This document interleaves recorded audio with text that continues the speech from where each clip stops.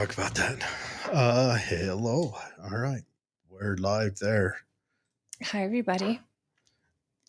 Welcome Welcome to Political Head Trauma. We are about to start and go live on all the others, so thank you for your patience. Mm-hmm. It is May 1st. I know, May Day, right? Yeah, May 1st, isn't May that Day? like a Communist Party type of celebration? I'm sure AOC's got her sure it is. May Day tree up. I mean, if I was gonna do some kind of, humna, yeah, I'm sure it is. Anyway, so yeah, it's just me and Holly tonight, just shooting the breeze. It'll be a quick one. We're a day early because I've got an engagement tomorrow, and yeah. Do you want to talk about it? Oh, I'm attending a class tomorrow, John Farnham class.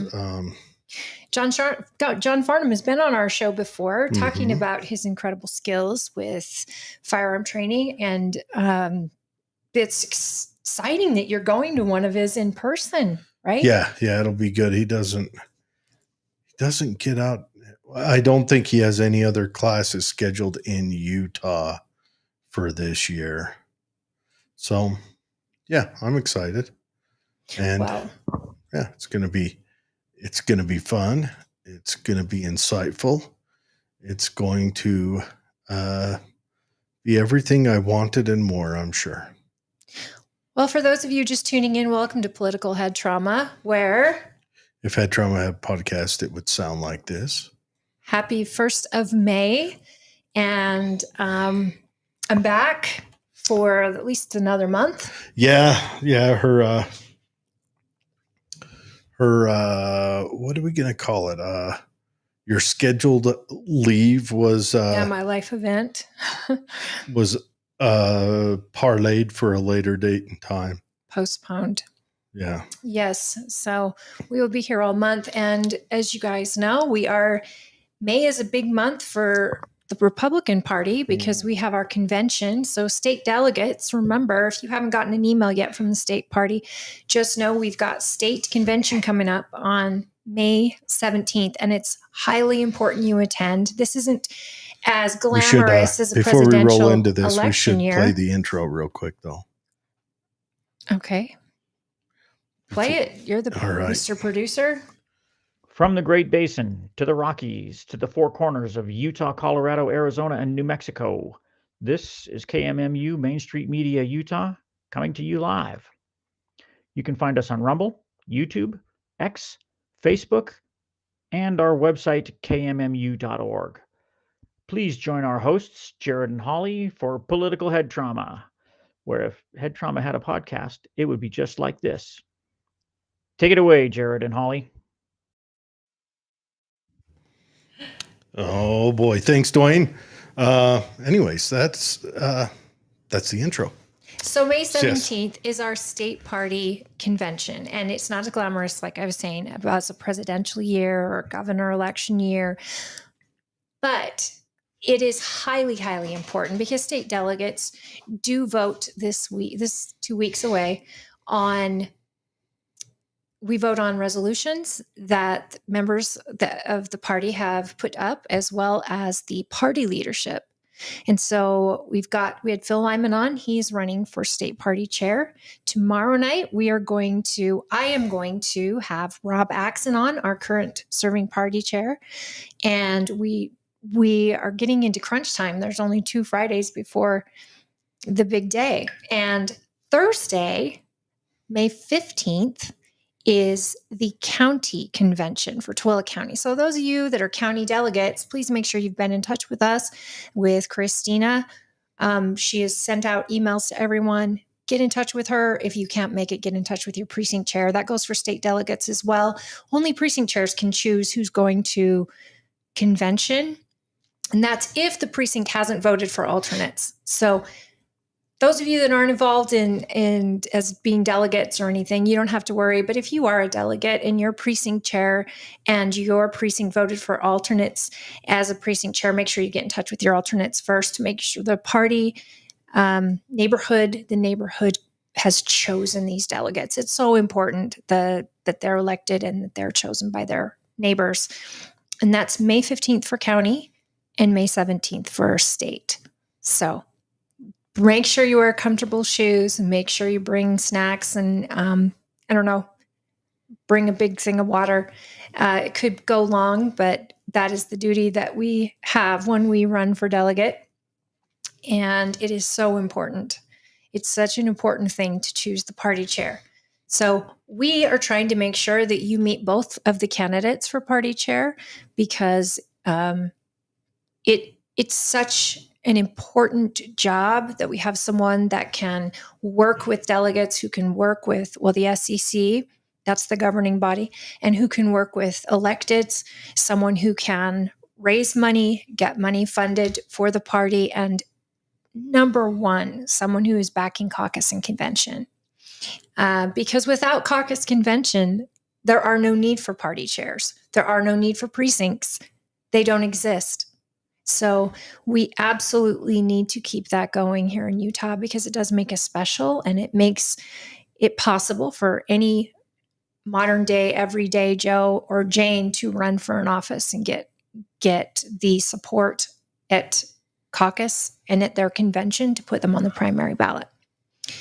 So with that being said, I missed last week and you had on Thomas from Germany. Yes, Thomas George Pullman.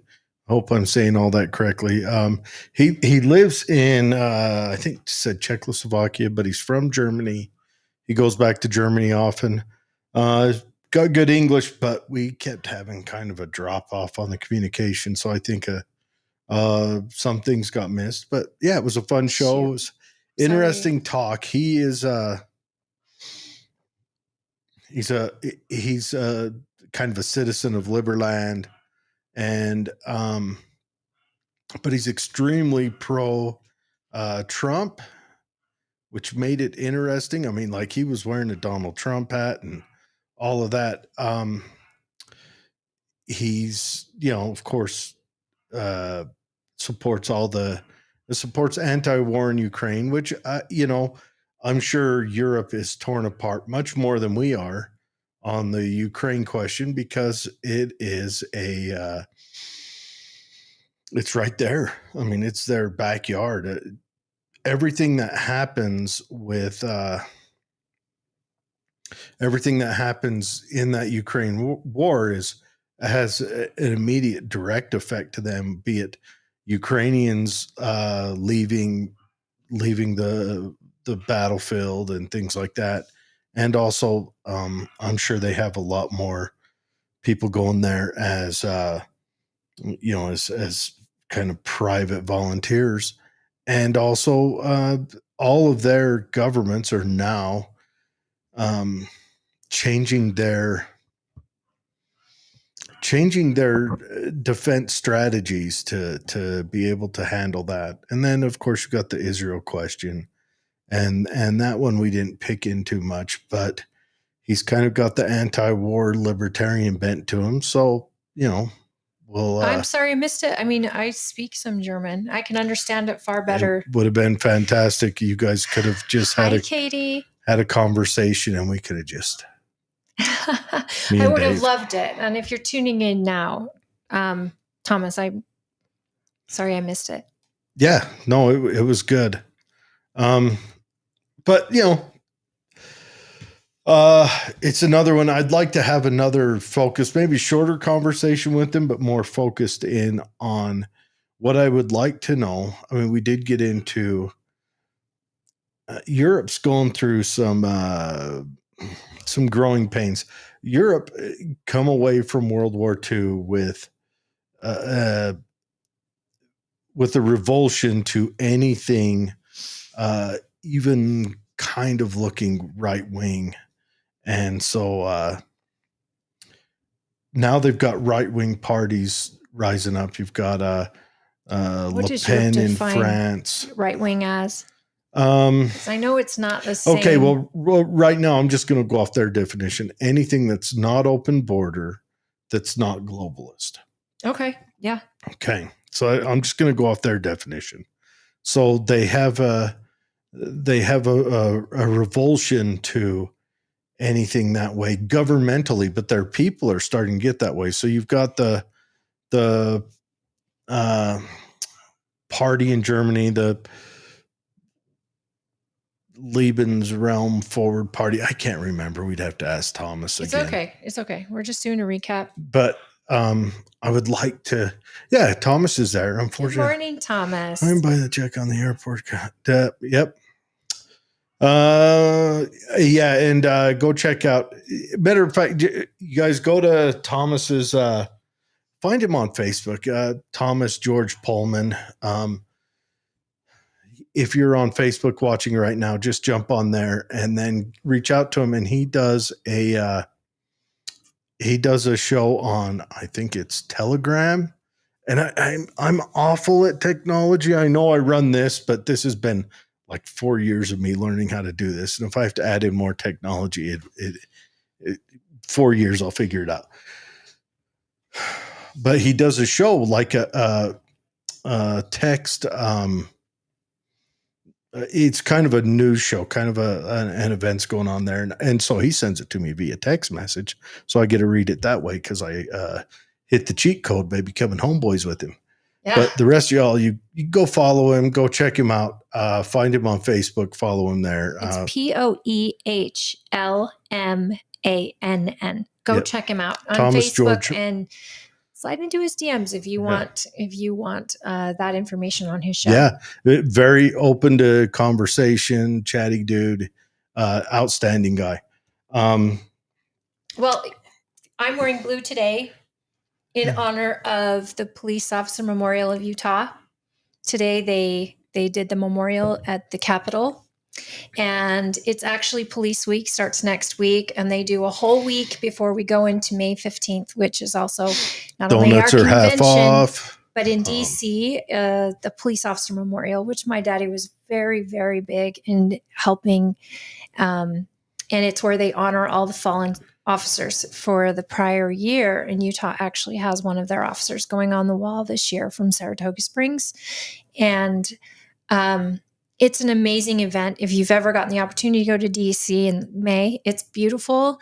It's rains, but it's also warm. The cherry blossoms are still out. And the police memorial is absolutely an incredible thing to witness, especially during a Trump administration, because having been to multiple presidents' administration events, Trump is by far gets the greatest turnout. Where normally it's 20,000 police officers. When Trump was president with my dad and my brother, it was probably 40,000. And I mean, it's an amazing time.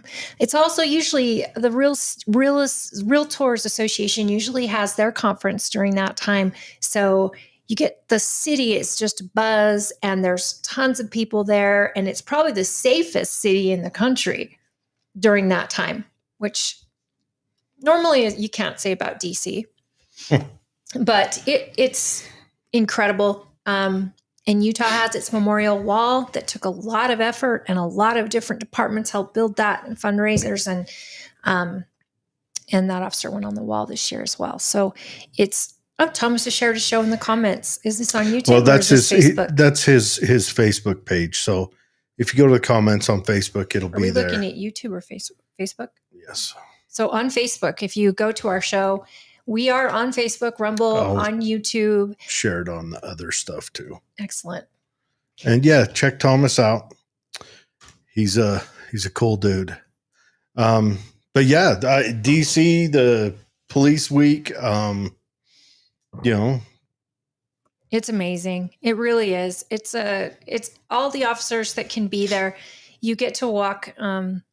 They gave me the honor of walking for my dad when he passed, and you pin a carnation on this giant wreath, and all the officers' families who've lost their person is all up front, and the president comes, and the FOP organization puts it together with a number of other law enforcement organizations, and it is such a beautiful tribute to our law enforcement around the country.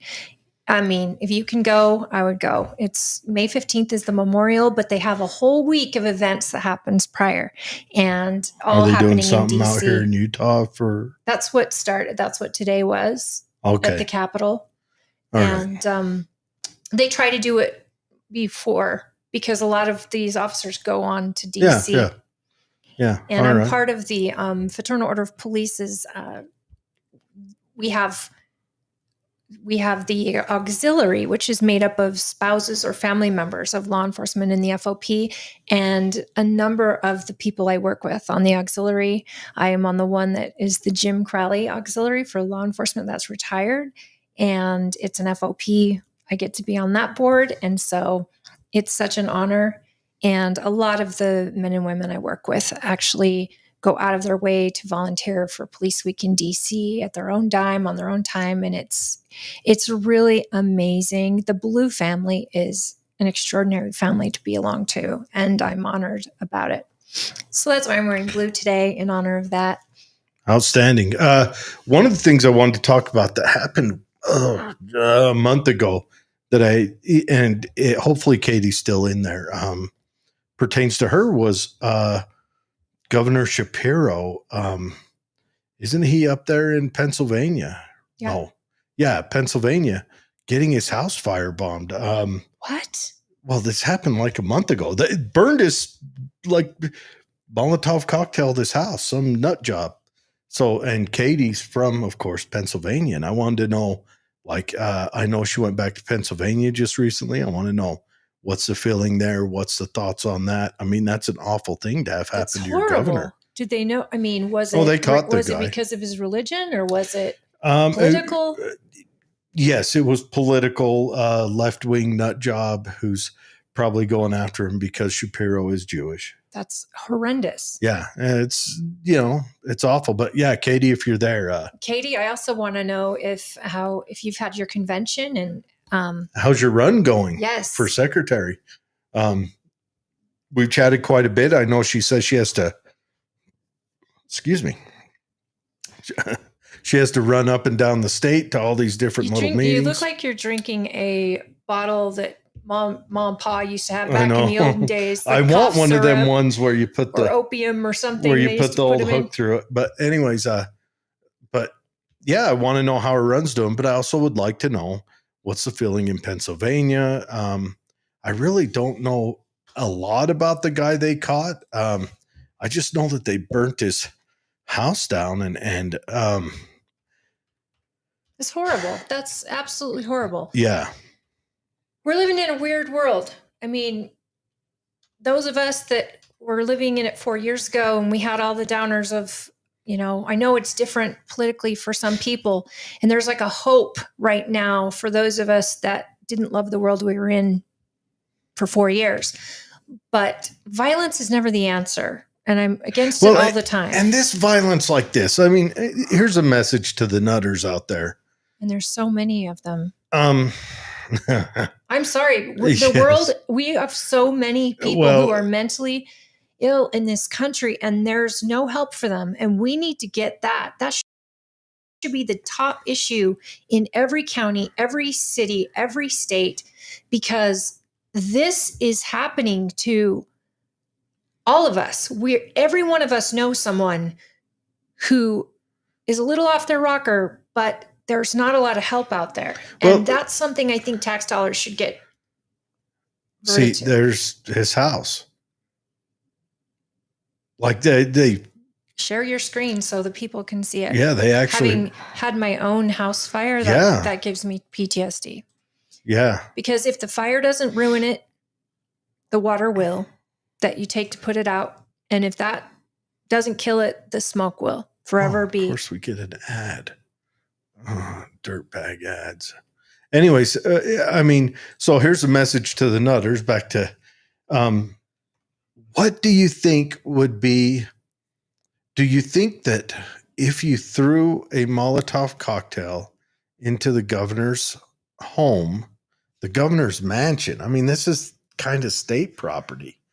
If you threw a Molotov cocktail in there, do you think that all of a sudden all your nutter left wing or right wing, whatever dreams are going to suddenly, they'll be like, oh, you know what? We were wrong about our support for X or our want to do Y. Do you think This is the that's what's people's going to house, happen? right? Yeah, it's the governor's mansion, but I mean, look, you had Which means stuff all on the the walls, taxpayers have to pay for that. a big old piano burned The up. governor only gets to stay there while he's governor. If it's anything like Utah, he gets quarters in part of this, but it is the people's house. So the guy's name is Cody Balmer. What is going on with the names? This last year, when you got Crooks, was one of the guys who. How about the guy who, the Maryland man, Keelar? I don't know how you pronounce it. You got to be kidding me. This is. It's stranger than fiction, folks. This is insane. But anyways, so yeah, it's just we're in a weird place. I'm hoping, but anyways, if you don't like what the government's doing, this isn't the way to do it. Come up with a better argument. And if it's against your governor for his religious beliefs, there's no argument. And I don't think he was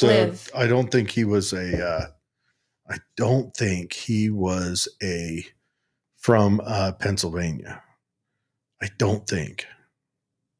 Well, I really, really, and this is the most sincere that I could ever ask, is I'm asking electeds, I'm asking people who are active in law enforcement and who are active in voting and just concerned citizens, get in front of your legislature and let them know that we need something to combat mental illness in this country, because it's rampant and it's dangerous, not only for the person who's struggling with it, but for the people that love them and the people that they affect and scare.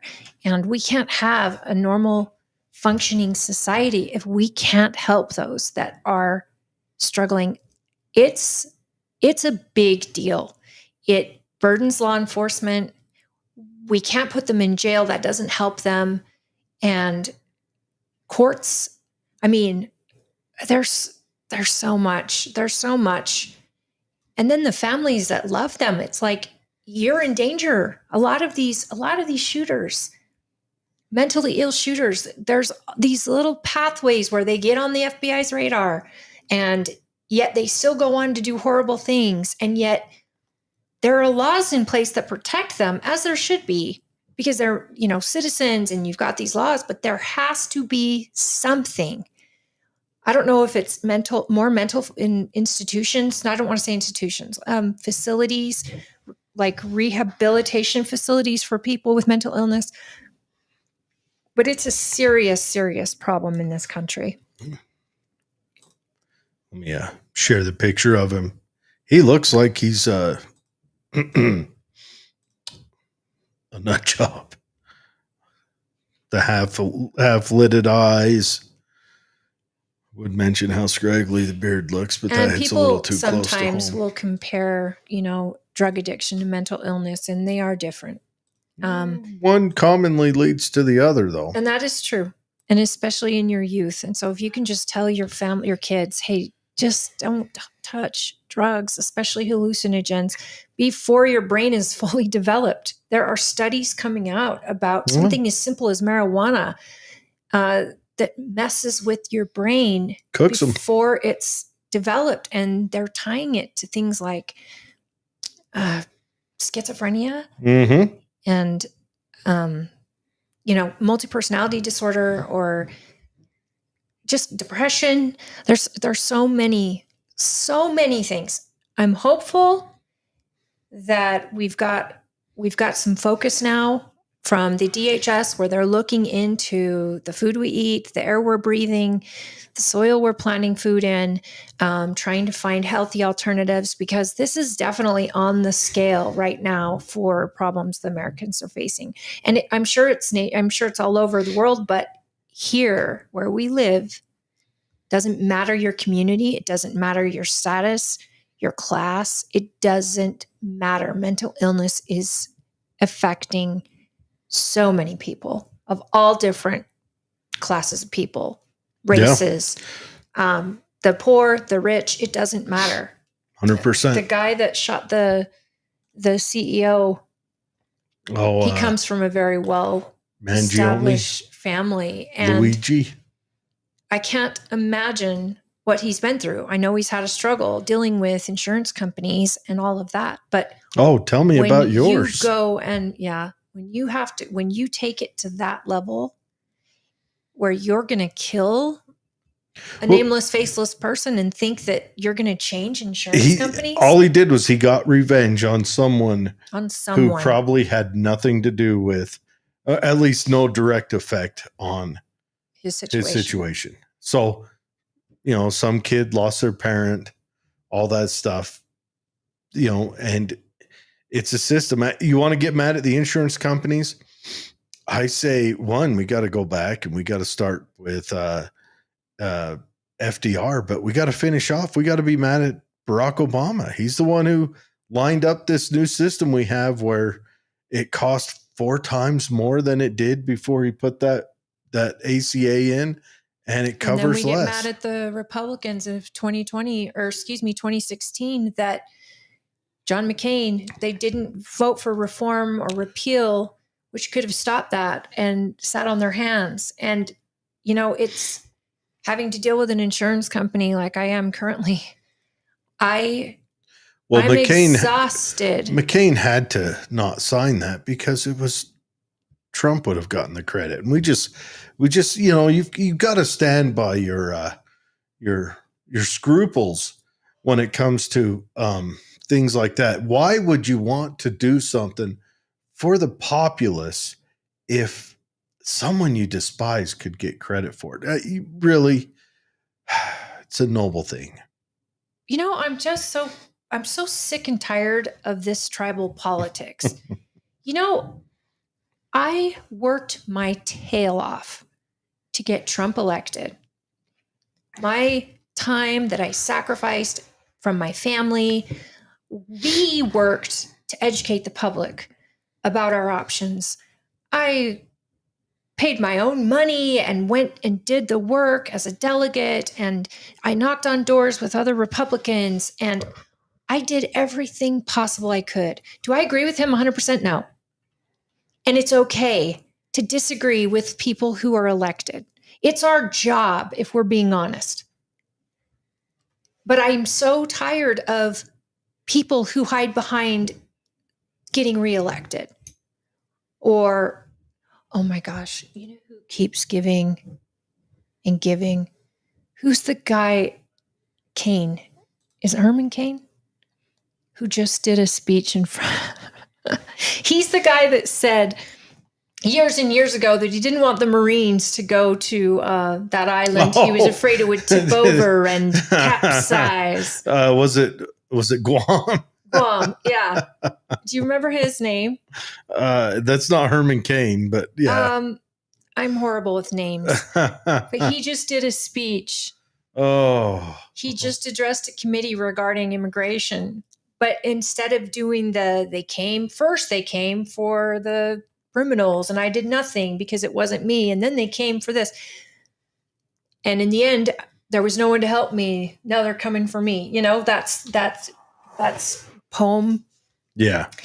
Anyway, he did it in front of a committee, and it is absolutely, I thought it was like when I first heard it, I thought I was watching like a Saturday Night Live thing or something, but it was crazy because basically his whole speech is he did nothing. He's the gift that keeps on giving. He did nothing. Well, you've got some. Look, I know the leftists get offended when we talk about this, but and we should point out when there's a right-wing one as well, but there are some dummies in Congress. I'll point something out. Trump did the ABC interview with ABC, and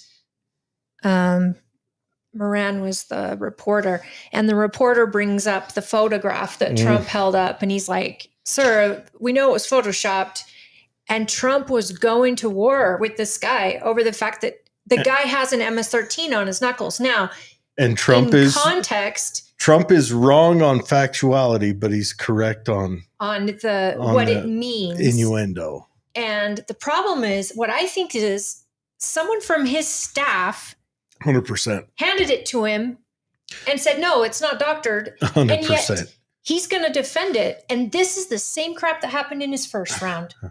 Is people that worked for him, like Fauci, made him look stupid because he was getting bad information. Well, okay. Or not the right I information. don't know if someone in his staff did that wrong. I think Trump would be well served if he would, when he went into these interviews, if he would listen more than he talked. Yeah, I think his expectations of getting ran through the ground are so high. Yeah, he's too far he's on the defensive when he starts. So he should have went in and said, the guy says, well, these are obviously Photoshopped. And Trump's like, well, let me get with my people and we'll get whatever correction is there. Come here. Because it wasn't, tell me if this was Photoshopped. It wasn't me who went out and wrapped him up. It wasn't me that running through the court systems. Yes, I'm the executive of that branch, but it wasn't me personally. So let me double check this. And then just go on and listen. Let the guy. Context matters. It does. Now we were talking about what that symbols mean on his knuckles, he absolutely has the symbols on his knuckles. Well, yes, but I'm not. The reporter says, well, I'm not an expert. Well, all Trump had to say is, well, the experts work for me, told me that's exactly what it means. And that's what is on his knuckles. But I think it sounded like you're going to die on this hill that picture wasn't Photoshopped, when in fact anyone could tell it was. It's just fodder against Trump. Trump wandered into that fodder. Yeah, they should have put it in yellow on that picture. Well, to say or this what is they what should it have done stands is for. they should have just highlighted what's actually there. And then they say, according to X gang unit, these are what those symbols signify. And here's other correlations throughout the gang history, whatever. And it was actually brought up in committee today where they asked the gang expert, yesterday, where Lindsey Graham actually asked the guy over Homeland Security gang unit or whatever. I was out zeroing a rifle. Symbols actually signify MS-13. So yes, the president was right, but so was the reporter. Yes, that's what the symbols mean, but the reporter's right that it was a Photoshop picture he was holding. Yeah. And I want my president to be well informed. I don't want people leaving anything out. And I really think that we've seen a humble Trump. I want to see that humility come out because he's been on the defenses over the first 100 days like crazy. And yet there's so much context. I want to see the human Trump like you got with Joe Rogan. Absolutely. Because he comes out when he says, you're frankly not being very nice to me.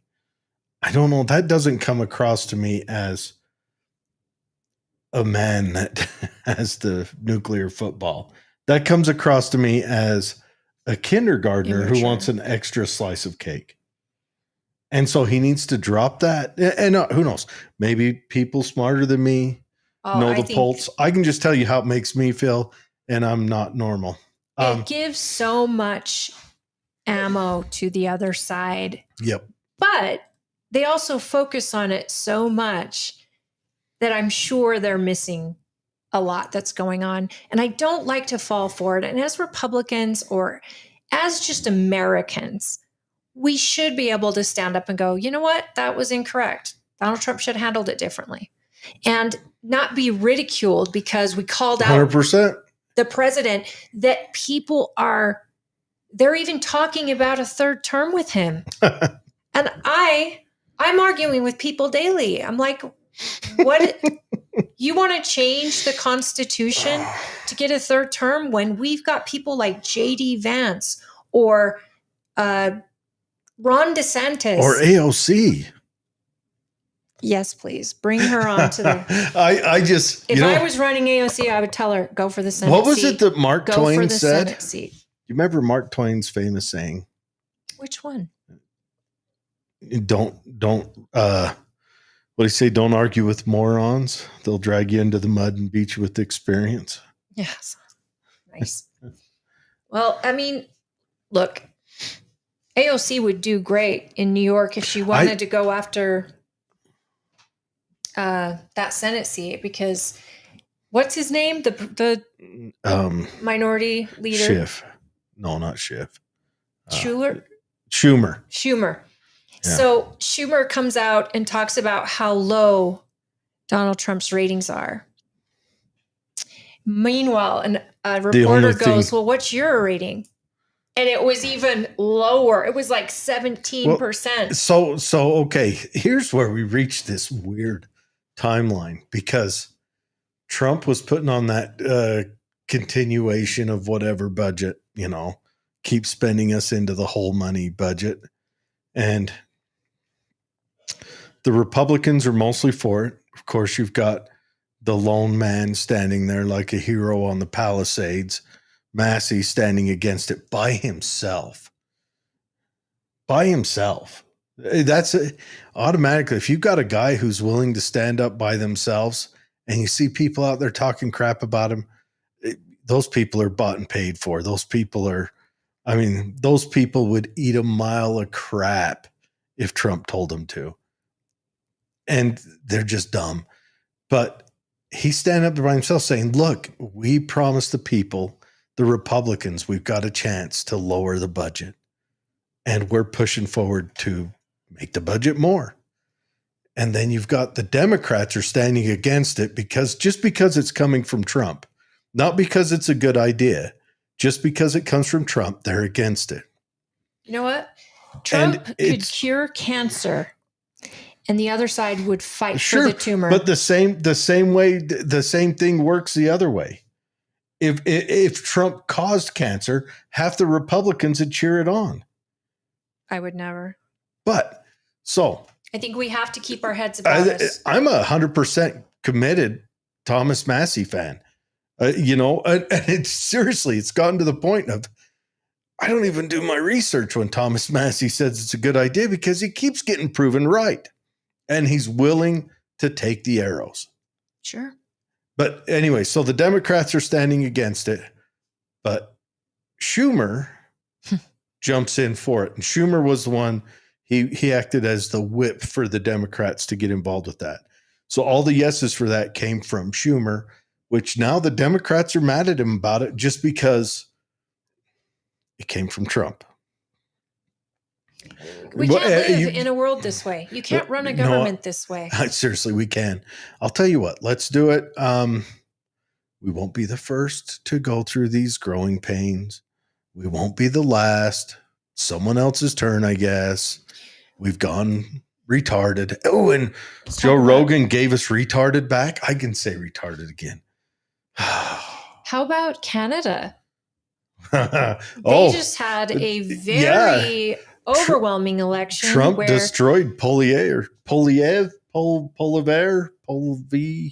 the conservative guy, and gave him the World Bank guy.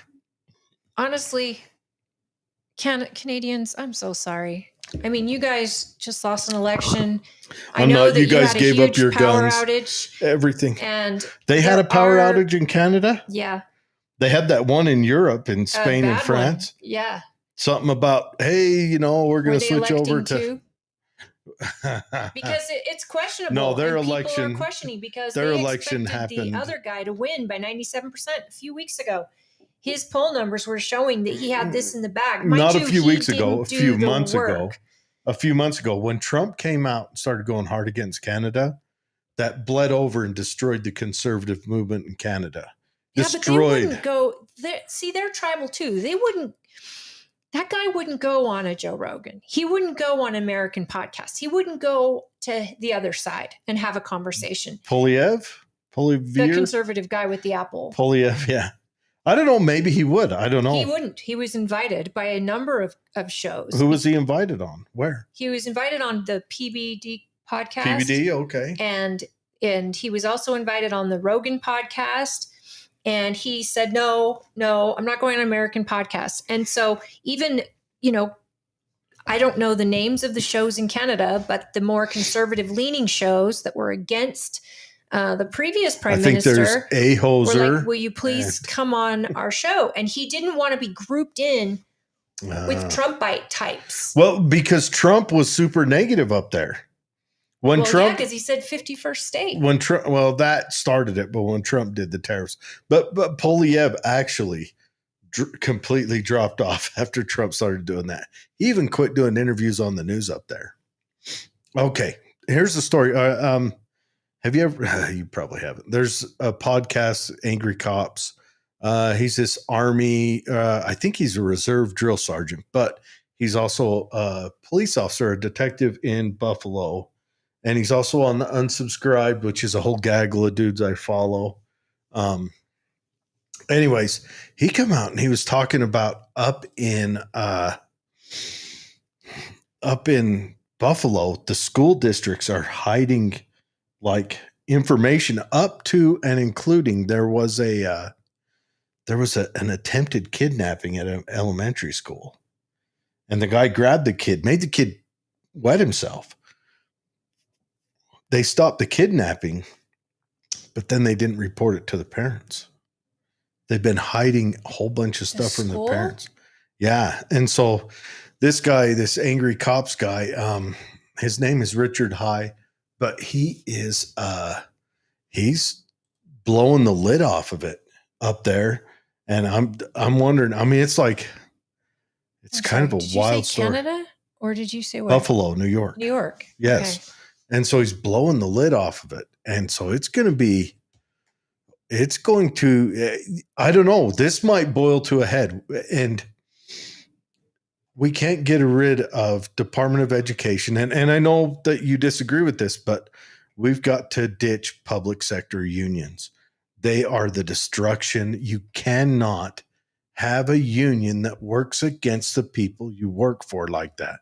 When the people are indirect, like that's like having a union in the food making stuff that works against the customers. You can't have public sector unions. We've got to ditch them. And all this, everything that happened during COVID, you could lay 80% of the school problems on the feet of the unions. And police unions got to go away. Got to get rid of all public sector unions. You just can't. You can't. It's just, you can't have a union in a public sector job. You cannot. It does not function. Okay. Well, I disagree on the law enforcement because I don't know anyone who is there for law enforcement because they are dealing in a situation that is life and death constantly. Sure. But you can't have, just like, I mean, hey, the military recognizes it right away. You cannot have a military union. Yeah, we have federal government unions, multiple. None of them apply to the military. And all of those federal government unions, according to me and me alone, should be abolished. I agree.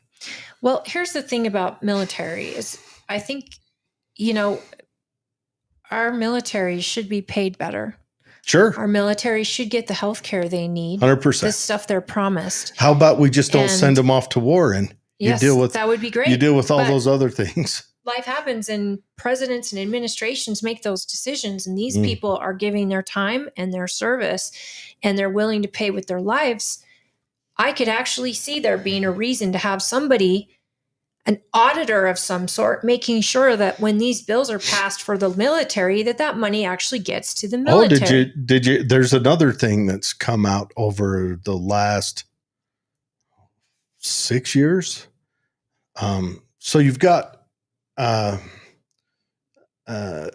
food allowance with the military. So per diem? It's not per diem. It's not BAQ, BAS, I think is what it is. It's been a long time since I was in the military, but almost all of the Army bases have failed on providing the BAS that they get, the basic allotment of sustenance, whatever that they get. So like if they get 15 million, they've been providing 5 and 10 million's missing. And that's going across all the bases across the Army. There's bases that don't have enough DFACs open and all this stuff. And so that stuff. So yeah, the military, they should take care of them. We need a watchdog. So if it's not a union, what is it? Is it a different Well- branch? It's got to be somebody outside of the organization that has Okay. nothing to gain outside. There's an app that was started for soldiers to rate their quarters and DFACs that they get on their cell phone, and that's been fairly well used. None of this, I mean, they had inspector generals when I was in that was supposed to deal with that, but the inspector generals dropped the ball. I mean, when they argue, why did Trump get rid of the inspector generals? They haven't done their job. If that went on for 1 year and didn't get accounted for, those guys should be drummed out, no retirement. I'm disappointed in the military as a whole. The only department that is making their budget and actually audited and makes their budget is the Marine Corps. Yeah, the only And one that has. And our Pentagon is they lose hundreds of billions, if not close to $1 trillion, yeah. and unaccounted for. Yeah. This is no way. And Thomas, if you think we're going to read all that, you are Kopfkrank. Kopfkrank. That's all I know. Is that crazy? It's head sick. That's Oh, how I can say crazy in sick. German. And Thomas, your comment, you were asking if it's true about a student killing another student and BLM helping raise money. Yes, that is true. Oh, yes. That's And that Austin Metcalf and something. Anyways, that's a big story. it is a big story, and it is definitely a tragedy, absolute tragedy. But yes, it is true. We did talk about how on the show how his dad went to the assailants Press conference in support of the assailant on this. He's been really And they threw him out. graceful about the whole thing. Well, and the mom and look, here's a message for you dirtbag BLM supporters who keep sending this mother awful messages. I hope that you get a cell in hell with Hitler. And that's all I'm saying. Here's the thing, guys. Like, we live in a world where you can fundraise for people who make bad decisions. Mm-hmm. You can fundraise for people who torture and kill children. Mm-hmm. And then you can fundraise for people who are going through that or who've been victims of that. When the person who's done the killing makes more money than the victim, I get it. They need it for support and for legal fees and things like that. But the press conference that he was booted out of, did you know the history of the lawyer that is? Was it He's been arrested and charged yeah. with so many different things. Domestic violence and Domestic such. violence, something about child predator stuff. I mean, what is happening? This is like Babylon Bee has got to be just like sitting there going, you know what? We should just go into the news business because we can't even make this up. They predict some stuff, don't they? Did you when see they say the truth is stranger than fiction, it is so true. No one would believe this if you wrote a story like this. Speaking of Babylon Bee, have you watched any of? I posted them on our Facebook. I'm really bad at Facebook. The news conferences that Satan gives after the Democrats lost. I think I did see that. Those are great. They got the one meeting where he's with all the different groups, and then there's two like interview conferences after. And the guy's wearing red like Satan. He's funny. Speaking of that, did you see that what's her name just had a big Zoom conference meeting where she gave a speech, and oh my gosh, Kamala, and it was $25 to view the speech. He wanted to be included. And really? Yeah. I think she's trying to rake in some money so that she can become the governor. The governor. I mean, people say her sights are set on California governor, but it's just hell. She'll become governor, and then we'll get the lizard as president. Man, we're heading in good directions, folks.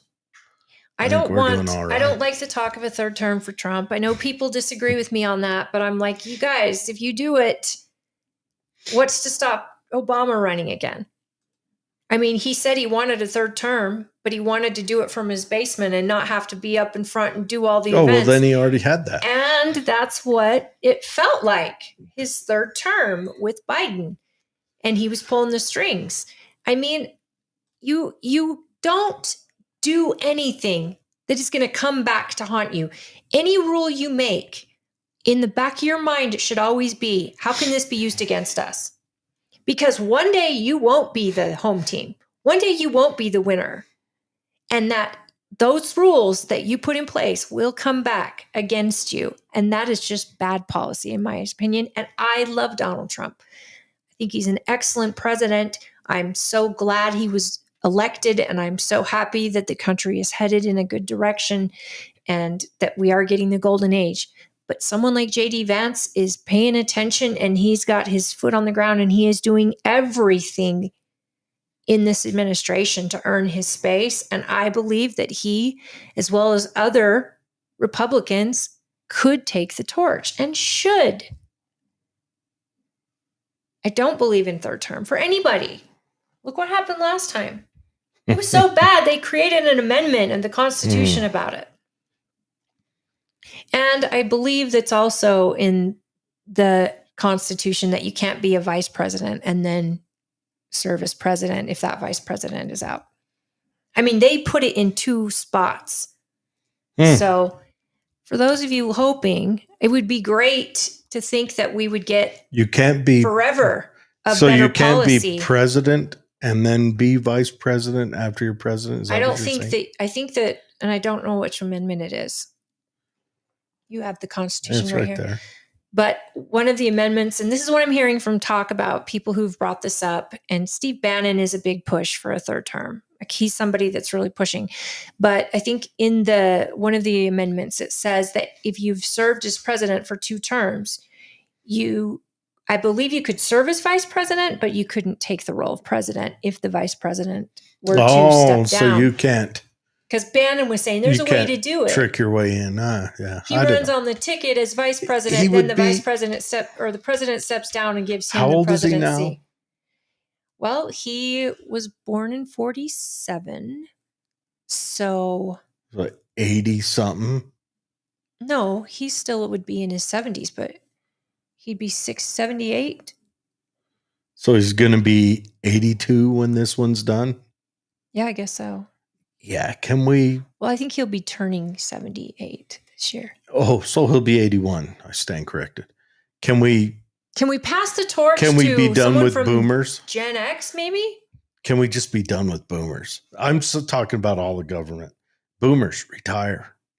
You've already robbed us blind. Enjoy it. No, I still need to see Trump's 4 years. Yeah, but start now. Retire. Start now. Start dropping your paperwork, Yeah, according to Elon Musk, who's done with Doge, by the way. Today was his last day, I believe. It seemed like there started to be some tension there, didn't it? I don't know. I think Trump and Elon are on good terms. No, it didn't seem like that. It seemed like there was. Elon's business is in need of him now, and these tariffs aren't helping. This crazy Tesla outrage, which, by the way, one of the people arrested, the firebombing the Tesla, the judge decided, because they have an ism and they called it gender dysphoria. It was gender. Where's that word? Gender dysphoria that caused them to commit a crime? Well, it's why they can't be in jail, because they can't get their gender affirming care while they're in jail. But they did call it gender dysphoria, which I've not heard anyone use that word in the medical or the judicial, in at least 4 years. But that's why the judge was told by defense that this person can't go to jail because they won't get their gender affirming care. I guess so. Hmm. And they have an ism and they have ADD, Hmm. which so does everybody. Hmm. I mean, I just changed topics like 15 times in the last 5 minutes. If they want to be of the opposite of male to female, they them. I'm not sure which way Oh. they went. But again, I You think can if put 'em in- they're an adult, they should do whatever they want with their bodies. Absolutely. But if you're going to commit crimes like firebomb a You Tesla lose the dealership, right to do whatever you want with your body. exactly, you lose your constitutional rights that the rest of us are afforded when you try to hurt people or things. I mean, Elon's got to be in a really bad What place. do you do? So okay, say someone's gone through the surgery where they've made the twig into a hole, and there's all those problems around that, and they've got to be on medication forever, and I guess they have all the Depends on medical the state, I so think. so if they go to prison for that, I mean, my opinion is they have to work extra shifts in whatever job they do there to offset the coverage that the state will have to do to pay for their medication. But That's what my opinion. prison do you put them in? A women or a men's? Gitmo.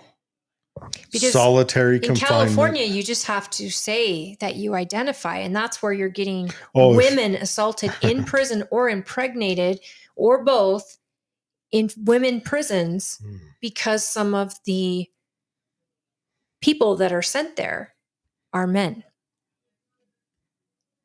that identify as women. We can't do that.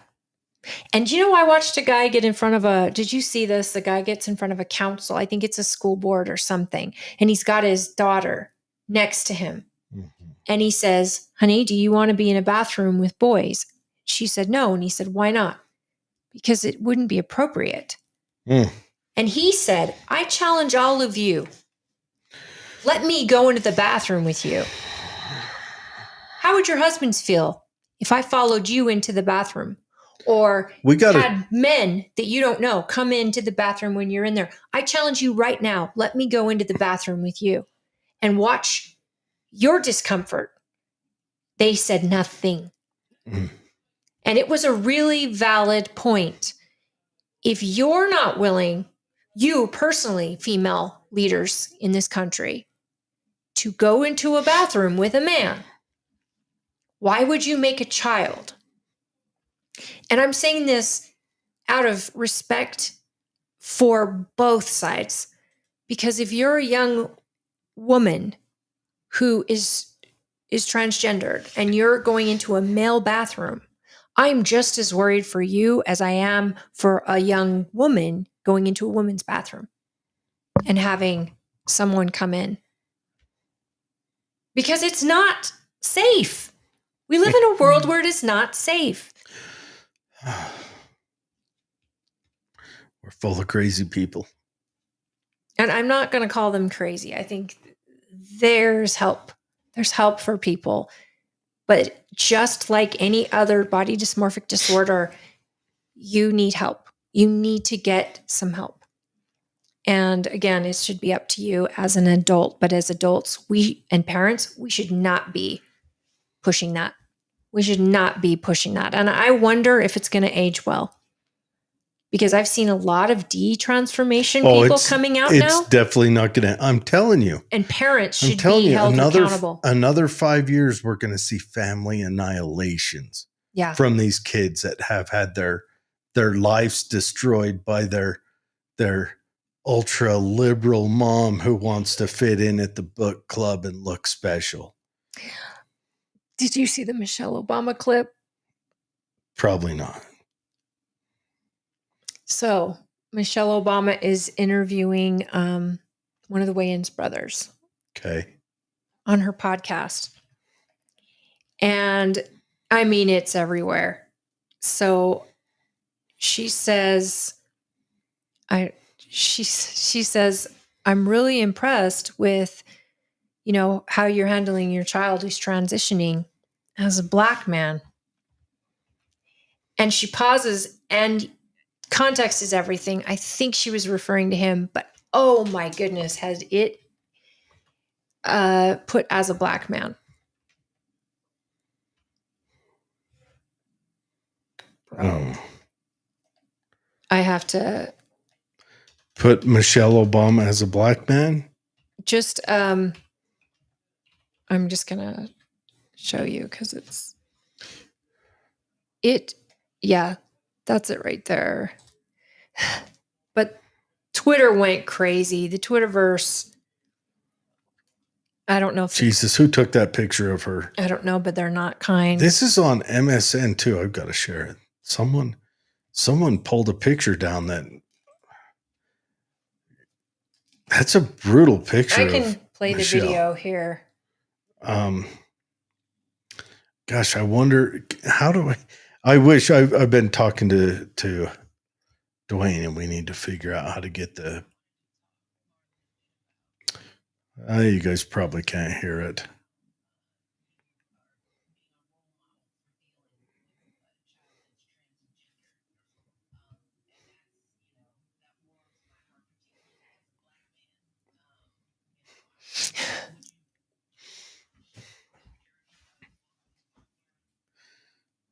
Okay. I don't think she was calling herself. She wasn't. She was saying context is everything. As a black man, how does he feel about it? What did he say? How did he say he felt about it? I don't know. That's the thing. I don't know. You mean you don't watch Michelle Obama's thing? Just so proud of how you are being a role model for dealing with a child that's transgender. Absolutely. And that's, that warms my heart, particularly as a black man. Oh, Molly May says, what's the mental disease called? Infamous in woman, where the mother intentionally makes it's Munchausen's by proxy. Makes her child sick for the attention, need them, always have their child dependent on them. The mother in the movie, Sixth Sense had it. You had that Rose. What was that lady's name? Rose. It's everywhere. You see it on TikTok. What's her name? But she just got out of prison not too long ago, where her mom was doing that to the point of where her mom was actually making her sick, like stunted her growth, made her so many use a surgeries, walker, wheelchair. But the lady was the girl, whatever, I don't know, girl, lady, whatever. She was fine, but she got on the internet and found a boyfriend on the internet to kill her mom. But yeah, that Munchausen's by proxy. It's. I mean, that's a disease that they were talking about in the 1500s or whatever. Yeah, it's well known, but it's gotten. You'll see it on TikTok all the time. Well, it's a trend. It falls into trends. It's a mental. Women actually raise money on TikTok with their sick child or multiple children that are sick. And or they pretend to be sick because they love the attention and they like the money. And, it's very common, a lot more common. In fact, I bet you there's a lot of crimes that have been on not even children die. Remember when SIDS was such a normal thing? And they are like, well, we don't know why it happens. It's actually very rare. And to lose a child to SIDS, it does happen. But when they start digging into women who have lost multiple children, and they're thinking, oh, maybe this is a genetic thing, we need to figure it out. And then they discover. Why did we go down this path? I don't know, but thanks, O'Malley. It's just. But it is. Moms killing their babies for attention? Not killing them, because the tension stops after that. So they make them sick. Because, and now where we live in a social media world where they become these influencers, and I think it should be a crime. I like to have your child be a TikTok influencer. I think that should be a crime.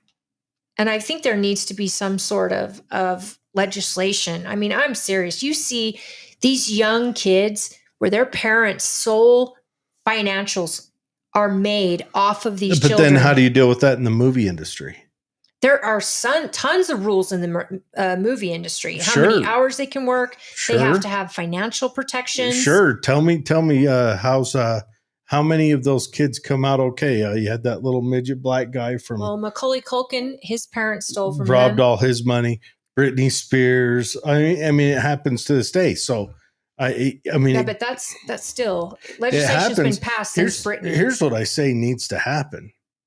We need to be better consumers. We need to say, Absolutely. oh, this person's a freak. Don't watch it and don't comment. Even the people enraged by it who are trying to bring attention to it, when you share it, when you leave your angry comment that this is wrong, you're abusing that child, all of that goes to her bottom line. Speaking of, where's our Pegasus been lately? That was his name, right? Pegasus? No, I don't think it was Pegasus. I would remember that. Oh, man. Oh, And then Thomas, yes, we read what you say. Obama is gay. no, he said is a gay. Oh, is gay. Thomas. Not that there's anything wrong with that. There's some African shows that I like to pop in on, but like that one where the guy goes, "Why are you gay?" Oh, geez. But there's also another one where Which her life could be taken just by saying she was A gay. guy- yeah, that in was some places. really in that country, it may be, but which there's is why she denied there's it, denied another it, one. denied it. There's another one I watched. The guy, he says, "I'm going to snap my fingers and you will no longer be gay." And he goes, "Snap." "But I'm not gay." "You're welcome." "But I'm not gay." Oh my goodness. "I know, you're welcome." I think TLC has a show called I'm Married to a Gay Man or something like that. And I can't believe what I'm watching. And I don't consume it. I only see clips of it. But she's literally talking to her husband who goes with guy night, and he hangs out with a group of guys that all are not acting on their impulse to be with another man. But how she didn't know, They're not acting they're on not, their imp- according to the show, they don't live with that lifestyle. They are married with kids, but they are married to women who know they have that desire. And I just can't imagine. I can't imagine. My heart goes out to anybody They should who do has it to like live a it's life. TLC, right? So they have a way of like what did you have that housewives of Every wherever? city. They could just call it Beards of every city. Right. I don't know why they. I don't know, and I don't know that it got a second season. But they also have. They Look, call them incels or something. If you're In look and guys who are celibate without their choice. I completely support anyone who's gay, or if you want to even be the other gender. I want you to fulfill your life as long as you don't use it as a cudgel against me. That's all. Just like I don't want someone who's in a monogamous whatever relationship, if they're going to use it as a cudgel against me. Right. I do not want to bear the burden of your life choices. I totally agree. And I've got some friends that are dear friends of mine that are gay and family members. I love them. I want them to be happy. Everybody deserves to be happy, they deserve a free life. Everyone deserves to make their happiness. Any way they Nobody see fit. deserves to be happy. You deserve to make your happiness. You deserve to go out as long as you're not hurting anyone else. And if your desire to be happy includes hurting someone else, come see me later. I will do some wall-to-wall counseling and we'll correct you of that bad action. But I think everyone should fully be able to work towards finding their own happiness. I agree. I Just think don't, as long as it doesn't adults. impede on someone else. So that's like with the drug addict, homeless. Look, my heart goes out to you, but don't go sit on the business's front stoop to do your drugs.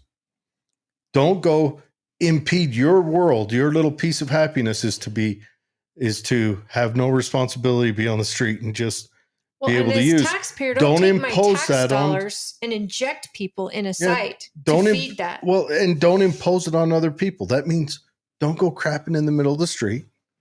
and don't break into homes. And Don't break into homes. hurt people. Gender, okay, Molly, this is a great way to put it. Gender Yes. dysphoria is very common in autistic people. I'm very sympathetic to it. I struggled with sexual confusion greatly, and puberty was a nightmare for me. I was all boy on the inside, LOL, and figuring out all the girl stuff was rough. I have great friends who are trans, and learning their life stories and trauma was heartbreaking. I feel exactly the same way. When I was a girl, young, I was all boy. And what's crazy is, and I think we've talked about this before, if someone were to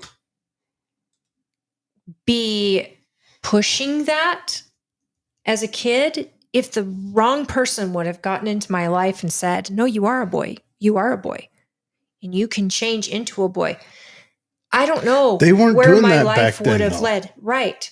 And That's even, just a recent thing. and the autistic group of kids out there, we are seeing a lot of them that are gender confused. And you get the wrong person feeding that, rather than saying to yourself, if this person was anorexic, I wouldn't tell them to cut their arm off to lose weight.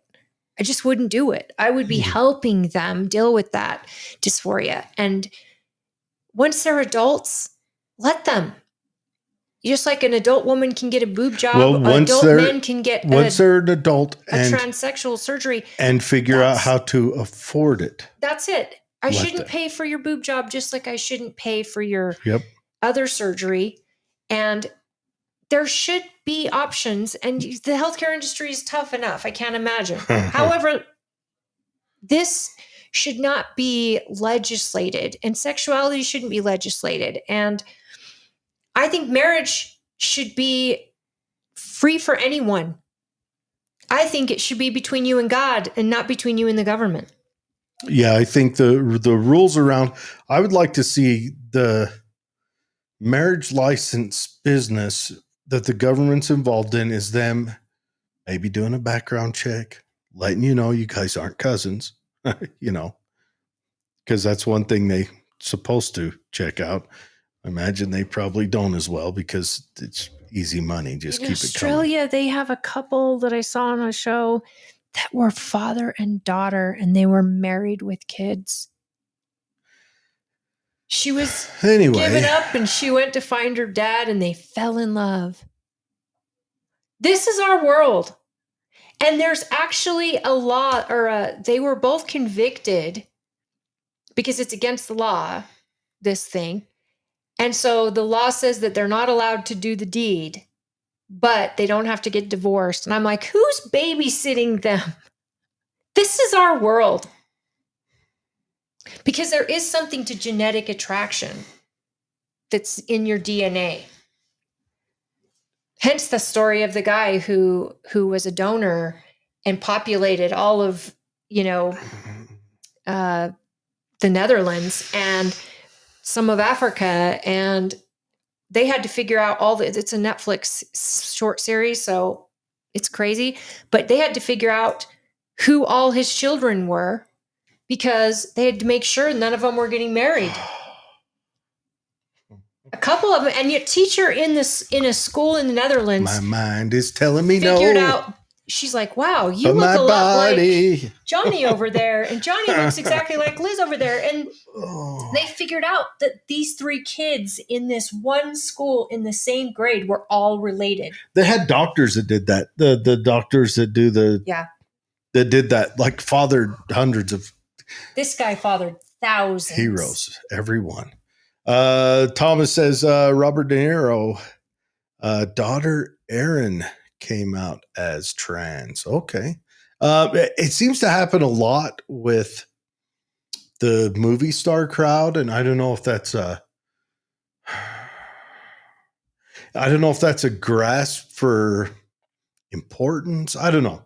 I think it's To the me, world and culture we're living in. It seems weird, but Molly May says, as I am very sympathetic to people who struggle with all this, but I have hard lines as well. I wish they'd leave the kids alone, 100%. I've done a lot of research on all this. I suppose people messing with kids and confusing kids really hits me, because I could have easily been a victim to this. Luckily, I had awesome parents and grew up in a different time. Time is going to be harsh with all this stuff. Amen. She also says, I don't mind talking about any of this if it helps other people, but I am Asperger's. And she didn't find out That's until amazing. 5 months ago. And it brought a lot of clarity to her life. Yeah, that's such a heavy. Amazing. But I bet the clarity is kind of a relief to understand certain things and why certain things affect your life differently than maybe other people. And that's it. I know we've had this conversation, O'Malley, about being a kid and if our parents weren't our parents and if the values in our home weren't the same. But I know a lot of parents who their values are the same and they do everything right, but the child becomes an adult and then wants to transition. I'm all for that. And I think you support them and love them. But the children need to be left alone. And especially during puberty, because look how many, especially girls, through puberty, grow into their own skin and eventually become women in that skin. And that's exactly who they're, they realize they're more comfortable than they were as a child. I read this book that was written in, the late 70s, Forever War, long time ago. But I just remember it's a science fiction, space travel, go to fight aliens war. And it centers around one dude. And because of the space travel, it makes so that time fluctuates different, which I guess it does when you're out in space. So time goes by here, he's gone fighting a war for a year and it's been 50 years here. That's like Interstellar or whatever, where yeah. you're on a planet where 9 years passes on the ship. So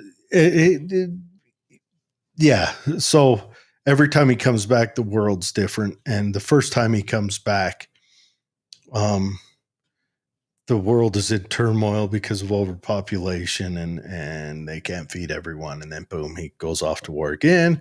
He comes back and they've got not a forced homosexuality, but it was forced so much that it became the culture and you were considered like an outcast if you weren't. And then they would have selective breeding that was forced every once in a while just to keep numbers kind of maintain. And then he goes and he comes back and then it's babies are made in pods and everyone's asexual and hermaphroditic and, and then he goes to a soldier retirement planet. Science could change. I mean, genetically nowadays you can in a lab create a perfect baby with genetic markers of illness and all this stuff. They're not prone to get cancers or they're not prone to mental illness or they're all these different things. You can do that. It costs you, mind you, but culture has to change. That'll probably become a thing that's mandatory. And then you get breeders, just like in that philosophy. In the Nordic countries, they were testing and eliminating babies who had chromosomal issues and deficiencies, and that was everyone got tested. And Hitler did it after they were alive. Well, yeah. And this is the thing, like what it wasn't just Hitler did it after I get that. Hitler got it from us. We started it. Well, this is what I'm saying. At what time do you say, okay, now you're playing God? Hey, you know what? I don't know. These genetics that people are paying for to make sure their child isn't prone to these types of no ADD and they're not prone to this or not prone to that. I mean, first of all, most people could never afford that. Second of all, there's like a weird line. Oh, it'll become mandatory, I'm sure, at one point. There's a Japanese doctor. Maybe it won't. Maybe we'll have World War III and then we'll all just be like banging sticks together. And they seriously need to get some fix on the insurance and the medical. There was this Japanese doctor who did the past life and life after death studies, whatever. He wrote a book, and I never read the whole book. I just read blurbs of it. But he talked about what it's like after you die. He's kind of a reincarnation type dude, but he talked about what went on there. But then he mentioned one thing in there, and this was shocking to me as I read it. He said, "Have you ever seen like a young child who is angry and just brutal and kind of violent?" And he says, "Those are souls that when they first started to come down were aborted. And so they had that ultimate betrayal. So they come down again and they're scarred." Hmm. And he thinks that is all of your serial killers and all of those people. Well, we'd never know. Well, of course we wouldn't know. I just watched a show that was really disturbing of 2 13-year-olds murdered the great-grandmother of one of them. And it's on Iwu, which is like, I don't know. A 14-year-old 13 killed two their of them. grandma? Great-grandma. Great-grandma. And Was they it for brutally money? killed her. $100, $130. Was that the one they killed her with an axe? Yeah. I heard about the story. I never saw the. I heard about And top of her head, like, and the whole thing I kept thinking is just beat her to death, really. yeah. And I'm thinking 13. Wasn't it like they both got life sentences. They'll in get the out winter when and they're they like 50. stole her car or something too? No, they walked and they And had it it on was- camera of them it in was- the area. Her grandson who found her because they were looking for the child. I can't remember the No, story. the daughter didn't find her mom, and so she went to the house and she just saw her mom under a blanket in the garage. Yeah. And went to the neighbors to call the police, and the 911's like, "Well, is she breathing?" And she's like, I don't know. And she's like, "Let me talk to your neighbor," and had the neighbor go over and see if she's bleeding. And the neighbor's like, "She's gone." And they're so glad the daughter didn't go, because if she would have seen that, the mother. Jordan says, "Hey guys, you're on early. Happy Thursday. Should I volunteer at a dog adoption place?" Yes. Changing culture will take some time, especially changing society. Yes. We need liberty and government transparency. The federal government's been bad for decades. Amen. For centuries. And always donate at a rescue for dog adoption. Yes. Matter of fact, general governments have always been bad. I think that Full stop. absolute But power corrupts absolutely. It's just- and that is human nature. And you're just pulled so far away from the populace, you're blind to their needs. So you start legislating stuff that, enriches yourself. I mean, it's happened everywhere. Read any society, their government is why they're failing. But yes, go volunteer at a dog adoption place. Anything that is fulfilling like that, do it. Dog is It God spelled backwards. Yeah, dog, cat, llama. They're the greatest gift to mankind, I think. Squirrel, whatever. Any time you can help out, especially those kind of innocent animals, or sometimes not innocent, but anything you can do to help out to cause a little positivity. What I was thinking when I was watching this on YouTube about these kids, and I should figure out what it's called, but I kept thinking, like, are children inherently born bad or angry? That's what made me think when you said that. That's what that kids Japanese that are doctor angry, says. I think it's mental illness, and their surroundings have so much to do with it. Both these kids had parents that worked all the time. One of the boy who planned it, was his grandmother.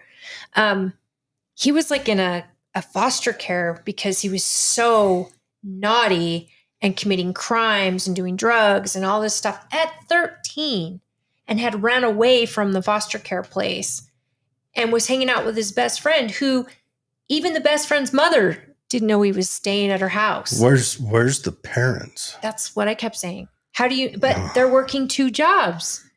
Yeah. And they're single mothers. Yeah. I mean, we're heading in a good place. Okay. Jeff says God created man in his own image. Perfect. Man has screwed it up from there. That's right. Well, and Lucifer's had some great exposure. Just watch Babylon B. They'll tell you all about it. Okay, so Mallory May says, I found out through a top researcher, anthropologist, that I was even born with, okay, quit jumping around, with more testosterone in the womb, and that why my hands have opposite finger lengths of what most women have. On a woman, the index finger is supposed to be longer than the ring finger. The breakthroughs they are having in genetics is fascinating, but also explains why I have such masculine traits. Haha. I've grown greatly in my feminine traits since I was 30. Genetics and all the environmental things we are exposed to, our food, vaccines, life experience, everything affects each person differently, as we all have a unique genetic makeup.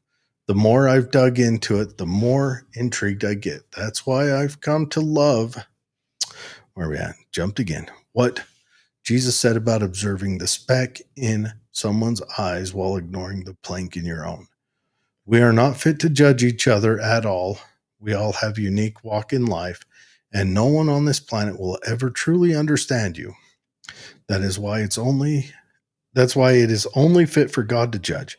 However, I don't bother anyone and have love for everyone unless they are hurting someone else. Then we've got a problem. We need to have lines in the sand and protect the most innocent of us, our babies, our legacies, and our futures. So, the index finger is supposed to be longer on a girl. Yours isn't either. Yeah. Uh-oh. It's longer than the ring finger. Your index. That's your pointer. My ring finger is shorter. No, it is not. No, I mean my index finger Your is shorter. pointer finger's shorter too.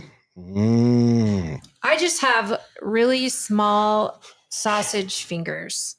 I've got ridiculously weird hands because they're little and they're, well, like I had to change guns because my hand can't eject a magazine like normal folk.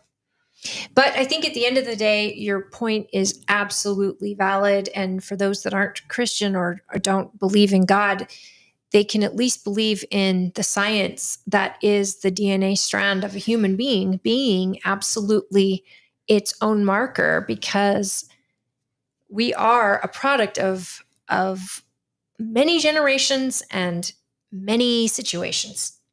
I mean, nature versus nurture.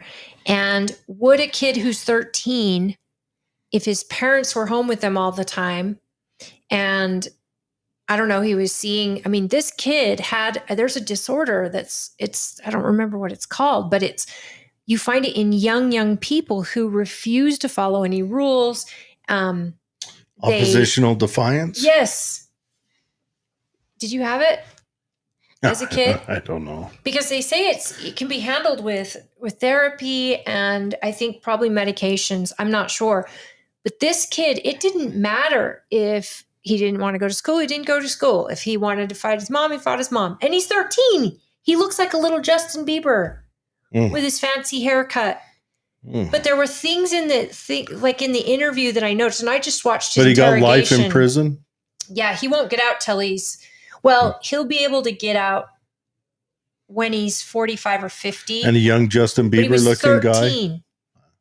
But there's another thing. How do you send a 13-year-old to prison? Well, I'm sure he goes to a juvenile detention place until he ages into prison. Right. But he hasn't even gone through puberty yet.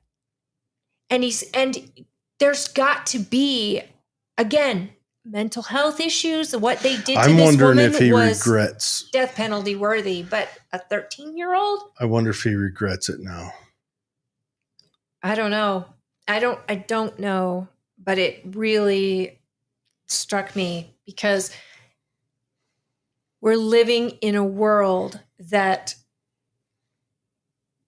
nature and nurture, there's a collision happening. And I don't know if it means end of times for those of us that believe in the Bible, or if it means a reset. Eventually it's all going to have to burn and we have to start over. Look, we've been here before.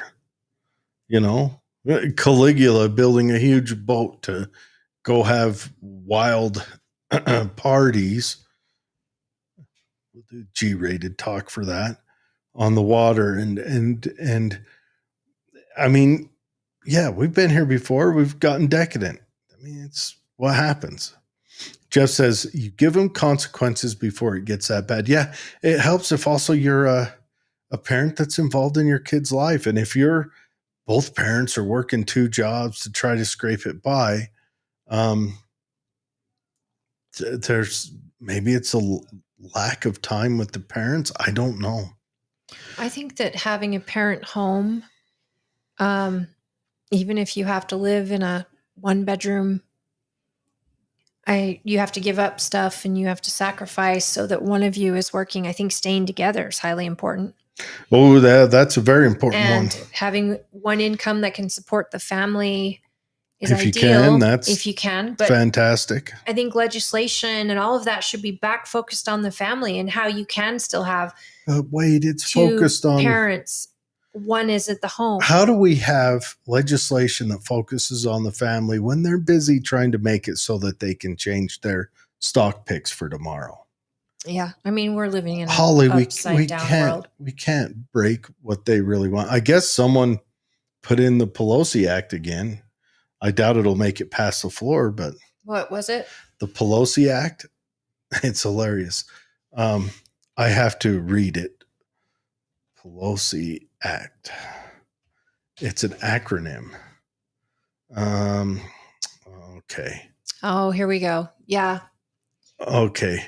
Preventing elected leaders from owning securities and investments. That'd be Josh Hawley again. It's funny that they named it the Pelosi Act. Josh Hawley has been fighting the Senate on this. And I'm amazed at, like Rand Paul is against it, but he wants amendments. I mean, he's not against it. Oh, Matt Jones. You know what, Matt? I have to say your daughter is a outstanding young lady. She's Matt Jones' old friend from school, and I just found out that one of Katie's boys' friends is her boyfriend, and so I've chatted with her a few times, and I find out she's Matt's kid. But anyways, he says, have you seen KSL? Maybe not the place to chat about it, but I was curious if you've seen the article. Yes, I have. What article? Heavy stuff, and not the place to talk about it. Okay. Yeah. It is local news, but it hits way too close for home for me to cover.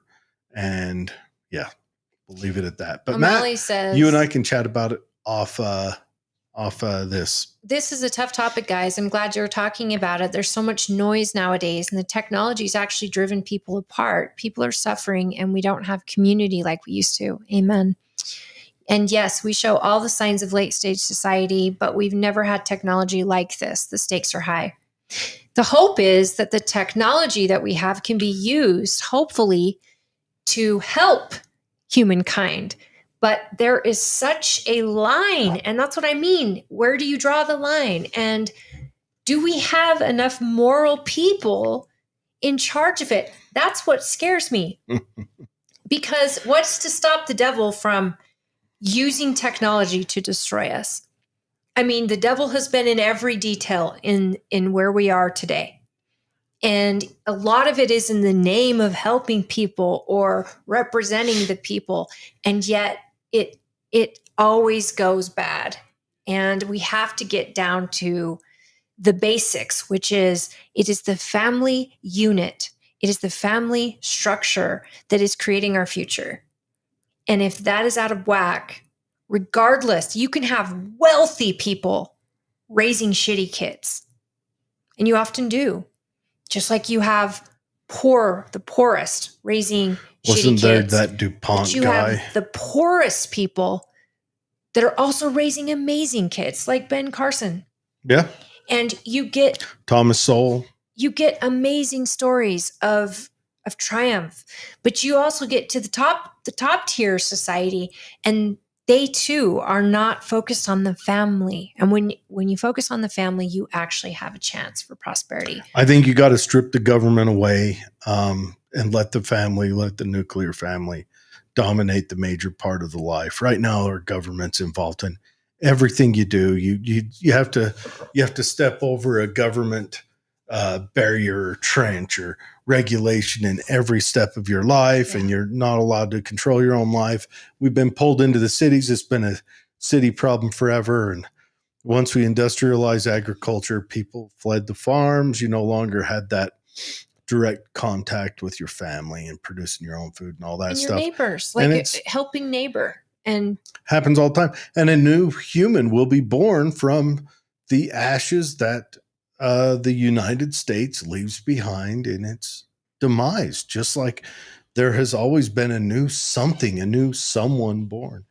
Mally May says, I would love to be a stay-at-home wife and mom. I've never wanted it more. My family is everything to me, and it's so hard to be good at those roles working full-time. Yes. amen. I get it. Jeff says, as a kid, we always had adult role models. One example is in the 70s, if you got in trouble at school, you were toast. Now, the parents' first response is anger towards the teachers and faculty. Their kids couldn't be at fault. Parents and students respect teachers. Not now. Yeah, not my kid. And yet, it's teachers are with your kid sometimes more than you are. And teachers sometimes are the only ones who can alert to troubles going on in a child. And if there's no activity, you need each other. You need the parents and the teachers combined together. I remember when the neighbor could come out and yell at you and your butt was toast if they called your parents. The adults were the parent when the parent wasn't around. And I'm a latchkey kid. I mean, my parents both worked. And I think it's so important for parents that have to both work that they have a good relationship with their child and know the teachers and know what's going on. Who are they spending that time with when they're not with you? It's all you can do. I'm blessed to be a stay-at-home mom. I feel extremely lucky. And my husband and I went without a lot of things so that one of us could stay home. But I also know that, there's a lot of people out there in your situation, O'Malley, that have to work. I mean, to have basics, both people have to work. And so I think that is a difficult thing, but I know so many women like you who pull it off, and you've got a great kid. And it shows that the time you spend with him is quality. And that's what I think society is lacking, is that quality time. I'm about to step on a landmine. Everyone get ready. Cover your eyes, but the studies are out. The courts have to quit excluding the fathers from the child's life. Yes. The studies are out. A child raised in a two-parent home is like some 80% less likely to get in trouble or serve time in jail or any of the negative be a markers. Victim of abuse. Yep. Drug addict. A child with just their father has the exact same outcomes. A child with just the mother is the ones that have all of the bad outcomes. And this goes boys and girls. And the studies are out. They've crossed the spectrum. So we've got to keep the fathers involved. We need to make it so that the fathers stay involved. I say, if you're a father and you want to turn your back on your kid, you want lefties, you want to lean into tax, we'll tax you twice as much because you're going to be twice the burden on society. And that's just how I see it. If you're not going to be involved in your kid's life, eat it. Well, courts have to quit. And I think they're doing this. I know a lot of mothers that are seeing that, hey, you can't just walk into court and get custody of your kid anymore. It happened for a long time. Is the damage done? And yeah, I think that courts are being a little more Thank you, Reagan. Pushy where it comes to dads. And I think that's no fault divorce. Absolutely. There needs to be two parents role models. And if you're a single mom, if you've got a dad, if you've got a brother that you trust wholly, get your kids spending time, girls and boys, because this is what a lot of people forget, that your dad teaches you as a girl your worth And your you're self-respect. here. And if your dad treats you like a princess, then you'll seek out a man that'll treat you the same way. And if your dad is nowhere to be seen, you'll be with the first man that shows you any attention. And you'll make dumb mistakes and decisions based because you have no self-esteem. Yeah. And boys see how dad treats mom, and they strive to be a good husband and father. And boys see that how their mom loves them, and they'll look at that as a partner. The family unit, and Mally's right, it's all by design. I really think they knew they could really get large government and take your liberty by messing with your family. The CIA was deeply entrenched with the feminist movement. Drink it in, boys and girls. Yeah, and the birth control part of that whole thing. 100%. CIA was involved in that. O'Malley May says, people are addicted to technology. They'd rather do what they want to do than be with people they love. People are more miserable in cities than rural areas.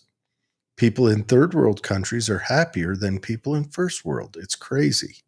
This is why I want to escape the city. They've done this study on rats. When rats reach high population, they get crazy and do things they didn't do before. And that's the Universe 21, I think it's called, study. They did it multiple times. It happened the same. It wasn't just population.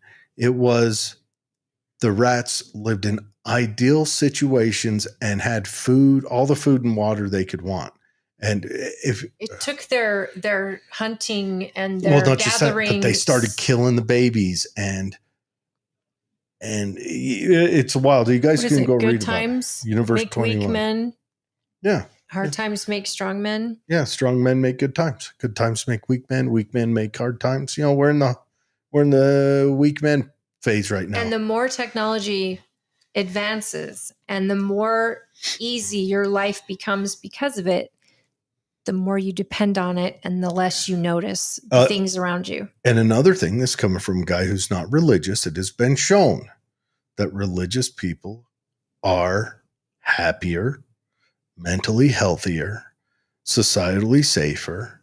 Religion is a positive. That's why I am 100% pro-religion atheist. I love religion. I support it.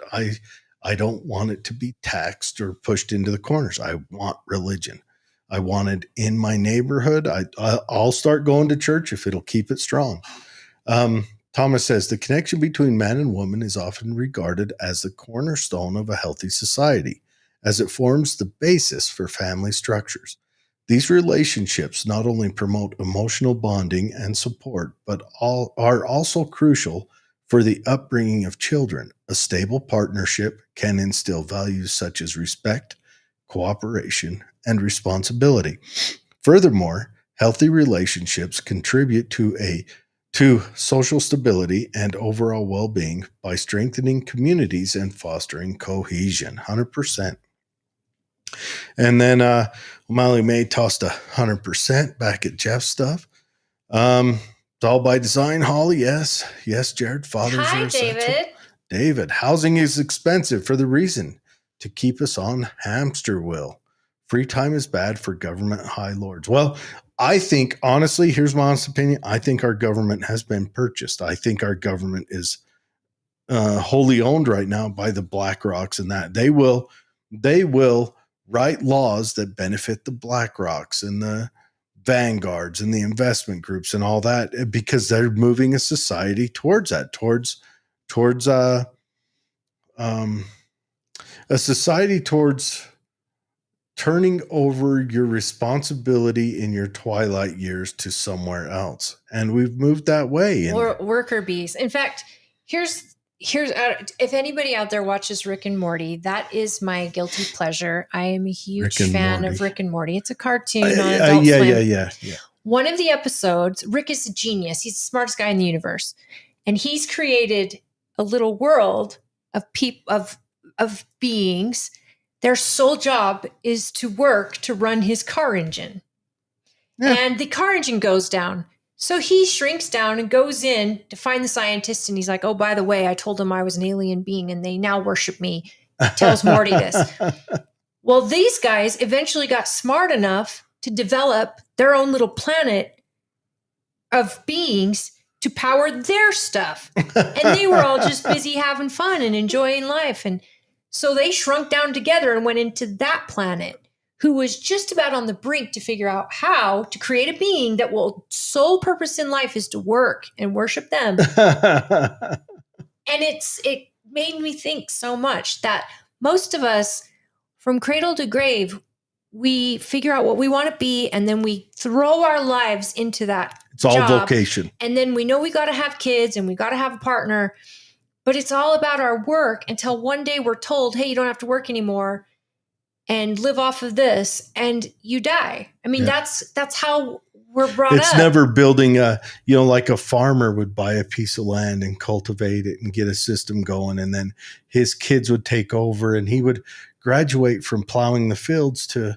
directing his kids plowing the fields. And then take his wife on vacation. And then directing his grandkids while his kids sat on the porch and did a mid-level. And that was building a future. And that was your future, is you passed on this great wealth to your child, but you also were a part of that. And within that, you still had the nuclear family, but we weren't the patriarchal family like they have in certain other parts of the world, because we really don't. I mean, we could go back to that, but we really don't want to. That's not been a recipe for overall success. Matter of fact, that's why a lot of nations have severe problems all the time. But we still want to keep the nuclear family. It's found to be whole. And also, I mean, there's a movement right now. I mean, kids are the check marks that we recognized in our adolescence, and that aren't being met the same anymore. Like, kids aren't dating, and a lot of them stay in the house and don't do any of those things. They don't want to drive. Yeah, they don't want to drive. So they don't want to go to work. There's a lot of weird stuff with that. But again, there's the millennials, not the millennials, Gen Z, but millennials started it to where the economy was so bad, they stopped dreaming of that home ownership. They decided, I'm tired of giving my life to this job, and I'm going to take mental days, and I'm going to go on vacation and live minimally. Well, the Chinese have been doing that as well. The China's in severe problem where Xi Jinping is begging the youth to get involved. First, it was lying flat was their movement, and that was their movement 10, 15 years ago. Now their movement is let it rot. And they are checked out because there is no future there for them.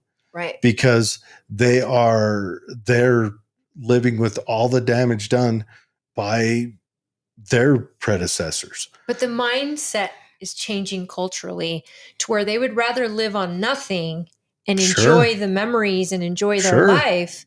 And there's got to be a happy medium because they don't want to reproduce either. Well, the hard part is it is going to change. They're going to have to. They're going to be forced, because it's not that they want to live on nothing, because they still, all of them universally, live with an adult, live with a parent, and still obtain, their internet is paid for and things like that. The world will come to, it'll be hard. I think even more hardship is coming because a lot of jobs are going to be obsolete. Yeah, maybe we'll change and get a new slave dialectic through the AI. And we know states that sponsored slavery have always been states that were doomed to fail. Always, every time. It's caused low trust societies. It's caused no mobility in the culture. I mean, the slave states are the worst thing we can do. And maybe we just write in and have AI as a new mode of that, which the Industrial Revolution has kind of been that. Look at how many of us get online and we blindly go into the abyss of next, and we look up and 3 hours has passed. Yeah. It is We Gotta are have my becoming TikTok slaves dances. to technology. And, I'm not on Facebook very much unless I have to be. I try not to be, but then I realize how much I miss by just not being on every day. I don't know what's going on with people I love. And yet back in the day, you called people you love. Yeah. You went and visited people. How weird is it to have a long conversation with people nowadays? It's very weird. It is weird to have a And long. it's even weirder. It's not weird to our kids. No. It's normal to our kids. Our older kids came over this weekend. Uh-huh. And I got to meet my great grandson. Okay, yeah. How was that? Oh my goodness, he is perfect. He's so cute, and I love that new baby smell.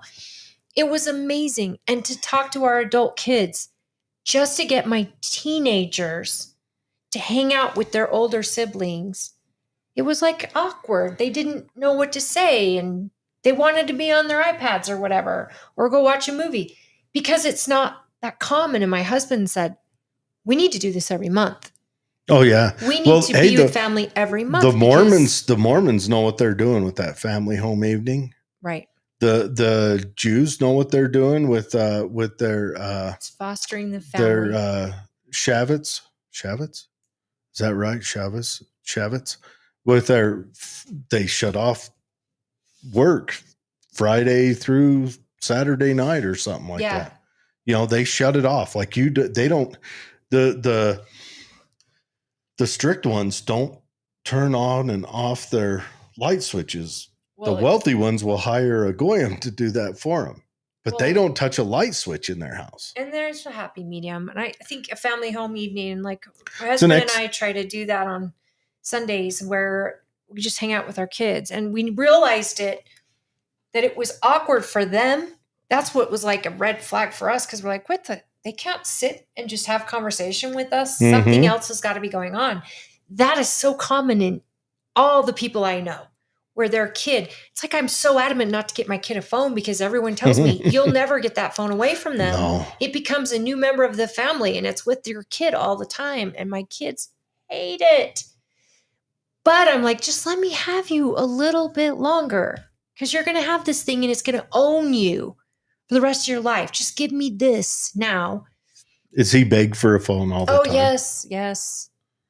Which I'm so bugged, because the school makes them take a picture of their assignment, that turn it in. I'm like, why are you doing that when phones aren't allowed at school? Like, help me help you. Just the schools let him turn his assignment schools in. Are just like government. Well, they're government. They're schizophrenic. And they're worse because they get to spend ridiculously and not have the ROI on the return on their investment like a business would have to have. Seriously, even a government. The unions have taken that over. They're going to up our taxes next year. We're going to, Let's read some of these. Yeah. Smalley says, for women that don't have the father, though, because they chose poorly, you can still surround your children with good male mentors. Yep. Not the same, but very helpful. That's why tribes and community. And I say that, amen. And Jared, you are living proof that you had a great dad. You were a naughty kid, but you also had such a great relationship with your uncles and your grandpa. Mm-hmm. That he's a huge role model in your life. Mm-hmm. The role models are hugely important. And if it's not, it could be a teacher at your kid's school that your kid just really likes, or the problem is we have so many creeps out there. Well, now. And they've ditched, and scouts have gone away. So scouts, yeah. That's and scouts in a couple ways did it themselves. Scouts should have, the minute they found out, don't follow the Catholic Church. If you have an organization and you find out that a member of your organization is diddling kids, you should be the first to snatch them up and turn them over. You should never cover it up. Are you guys listening? I don't think these guys need to hear it, actually. Some religious groups have done that, I think all religious groups have done it. All groups have done it, where they're trying to protect 100%. And the ends versus the means. The Army's done that. Hell, look at Fort Hood or Fort Cavasso now, whatever the hell they call it. Jeff says, my daughter's ex is a POS drug user. Her and her kids live with myself and my wife. We work very hard to give them stability. I try to be a male role model for them. And so do my sons. We understand how very important it is. Yes. That is it. I mean, it takes a village, and to quote Hillary Clinton's book, but the synopsis You is read the Hillary same. Clinton's book. Just read the title. Uh-huh. But it's so true, because sure you did. when you have a good grandpa, Welcome to Holly's somebody Book Club. that loves that child near as much as the parent themselves, or you have an uncle and you have that interaction, especially where they're living with you and they get to see the interaction with you and your wife and even you and your daughter, you're giving them a gift, even if it's hard. And I know it's hard. A lot of parents are taking in their adult children and their grandchildren. That is the greatest gift you can ever give your prosperity, because you are giving them that relationship and the role model. And so my hat goes off to anybody that I know. Fred had said the same thing, our friend Fred, that he wanted to be the landing place for his daughter and her family. And the truth is, you're giving them a gift, and it's going to make your life probably harder. But I know my husband and I have already had this conversation that our kids can always come home. Yeah. And that is something that I think Americans, we usually kick our kid out of the nest at 18. And at least we were told that growing up. Kick them out and go see the world like a baby bird. You fly or you don't. But the truth is, if you make sure they know they can always come home and that you're willing to be there for your grandkids. I mean, I just looking at our great grandbaby, I'm like, I'm here anytime. You drop him off anytime. You need to stay with us. You come stay with it. Like, there is something to being that nest and making sure that they know they've got a safe place and their kids have a safe place, because the world is full of creeps and they're everywhere. And the internet has brought that to our attention, especially the predators. Well, the internet has made it so that the predators' reach is more than it ever was before. Yes. It's made it, it's offered a target-rich environment. Pornography has created more predators. Probably. And they're in our schools, they're in our churches, they're our neighbors. I think they always have been. Yes. But now we know, it's more widely known. Yeah. And so I think for a woman, especially with kids, I didn't let my kids have sleepovers. I still don't. And the only men that I would ever let be around them was my father or my brothers. And I mean, for like one-on-one time until they got old enough and they could be around coach. They had a coach that they loved, and he was married to my best friend. So, I knew the family, but I think a lot of women are like that now. They're highly protective of their kids. Well, my men too. My husband's highly protective. Mm-hmm. He's the one that made the rule, no sleepovers. Mm-hmm. And yet we have kids sleep at our house all the time. Molly May says, fathers teach empathy, learn through rough and tumble play, and encourage growth and risk-taking. Mothers offer that comfort and safety and kiss the boo-boos. Ha, ha. We need them both. We really do. Thomas says, a suitable Bible verse that emphasizes the importance of the connection between man and woman can be found in the book of Genesis.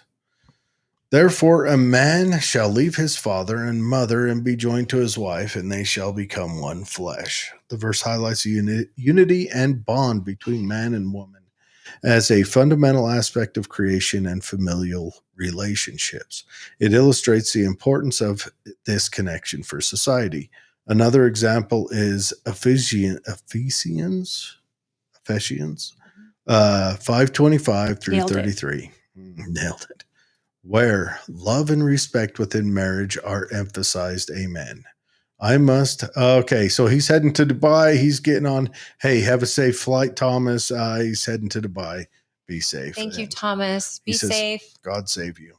Dave says, kids need to learn work ethics, though. I had a job at 14 when my peers played with their basketballs. I had a job at 13 also. Yeah. Work ethic is a great thing to teach them. And it's a life skill that they need to learn regardless. They need to learn it. And it's helpful if they do so. And I worked with my dad.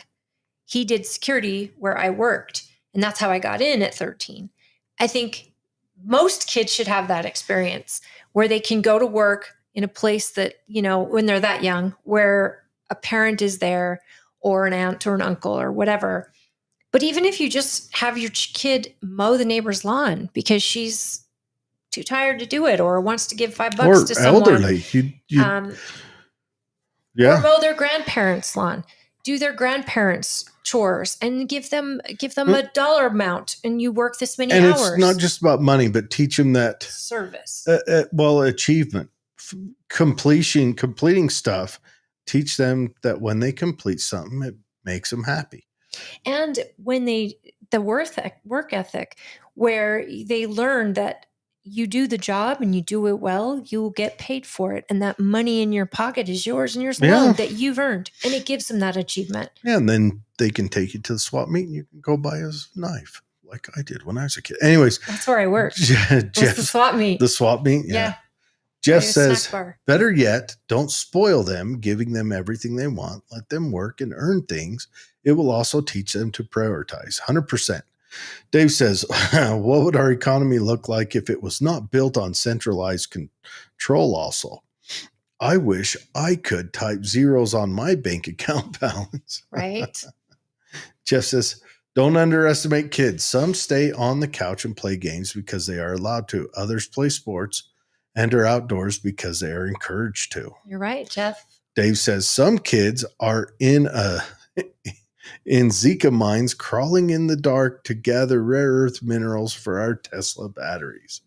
Glad to be American, at least we still have a chance. Maybe. I'm just wondering who'd be next. I should start a pool on that. I mean, we're talking generations before we figure out who's next. Who's next for what? The next country to climb to the top. I mean, India's in the running. Greenland's got some really Africa good, might show up. Really? Greenland doesn't have enough people. O'Malley May says, I've greatly prioritized my family. I've checked out of politics and fear porn. Good for you. Sick of all the noise and hate and hypocrisy. It really got to me. I study a lot how Jesus lived, keeps jumping, and do my best to find peace and leave a lot of it in God's hands. I just want simplicity and peace and balance.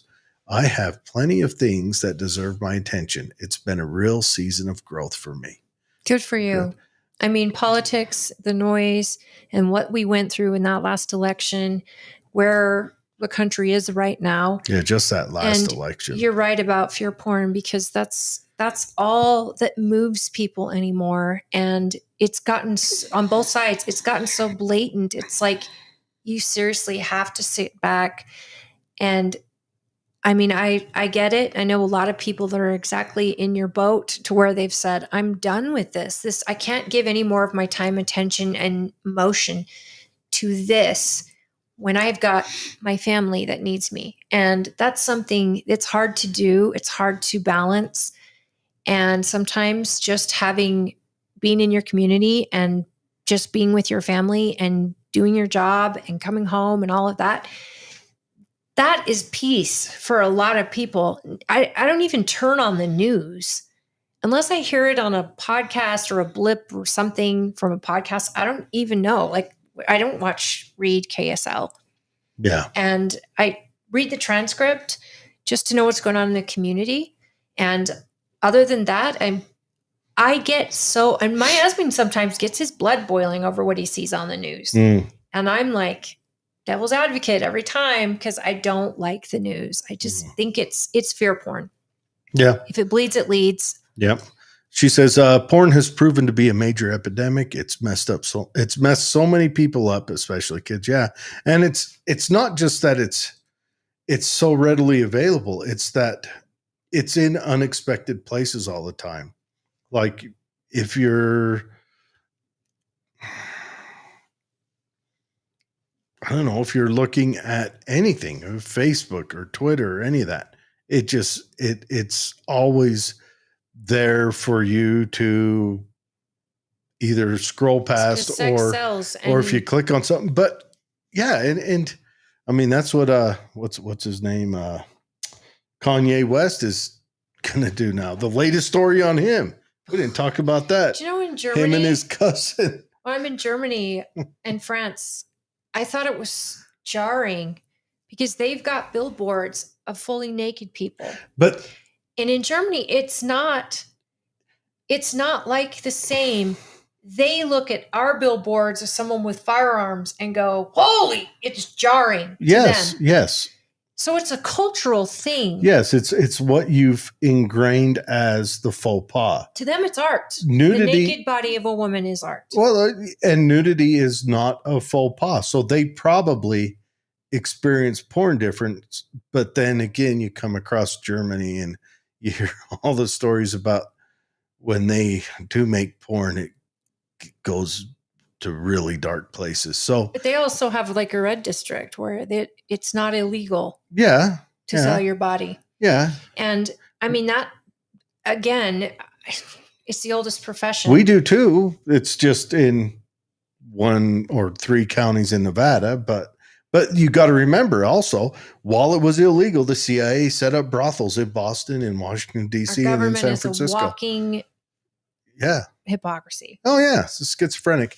O'Malley May says she used to use work as her love language. And she was what you'd call a workaholic. Preston, her husband, had to help her be better at the quality time thing. It was a battle of battles. She's always struggled at giving the maternal love and affection that normie norms need. Both my husband and son have helped me grow so much. Well, you recognized it. I mean, you know what? Every one of us as parents is going to have to pay for therapy in one way or another for our kids because we are human and we make mistakes. But I think showing our kids that, hey, we can do better and we're always striving to, will give them that impression that they're perfectly imperfect and they will always be growing and learning and trying to be better. Jeff nailed it on the porn. It's called moral decline. It's a product of removing God from a society. I agree with you. Yeah. And removing family and wholesomeness. It's the devil to me. I also wonder is it a huge addiction in France and Germany where nudity is more common? I don't know.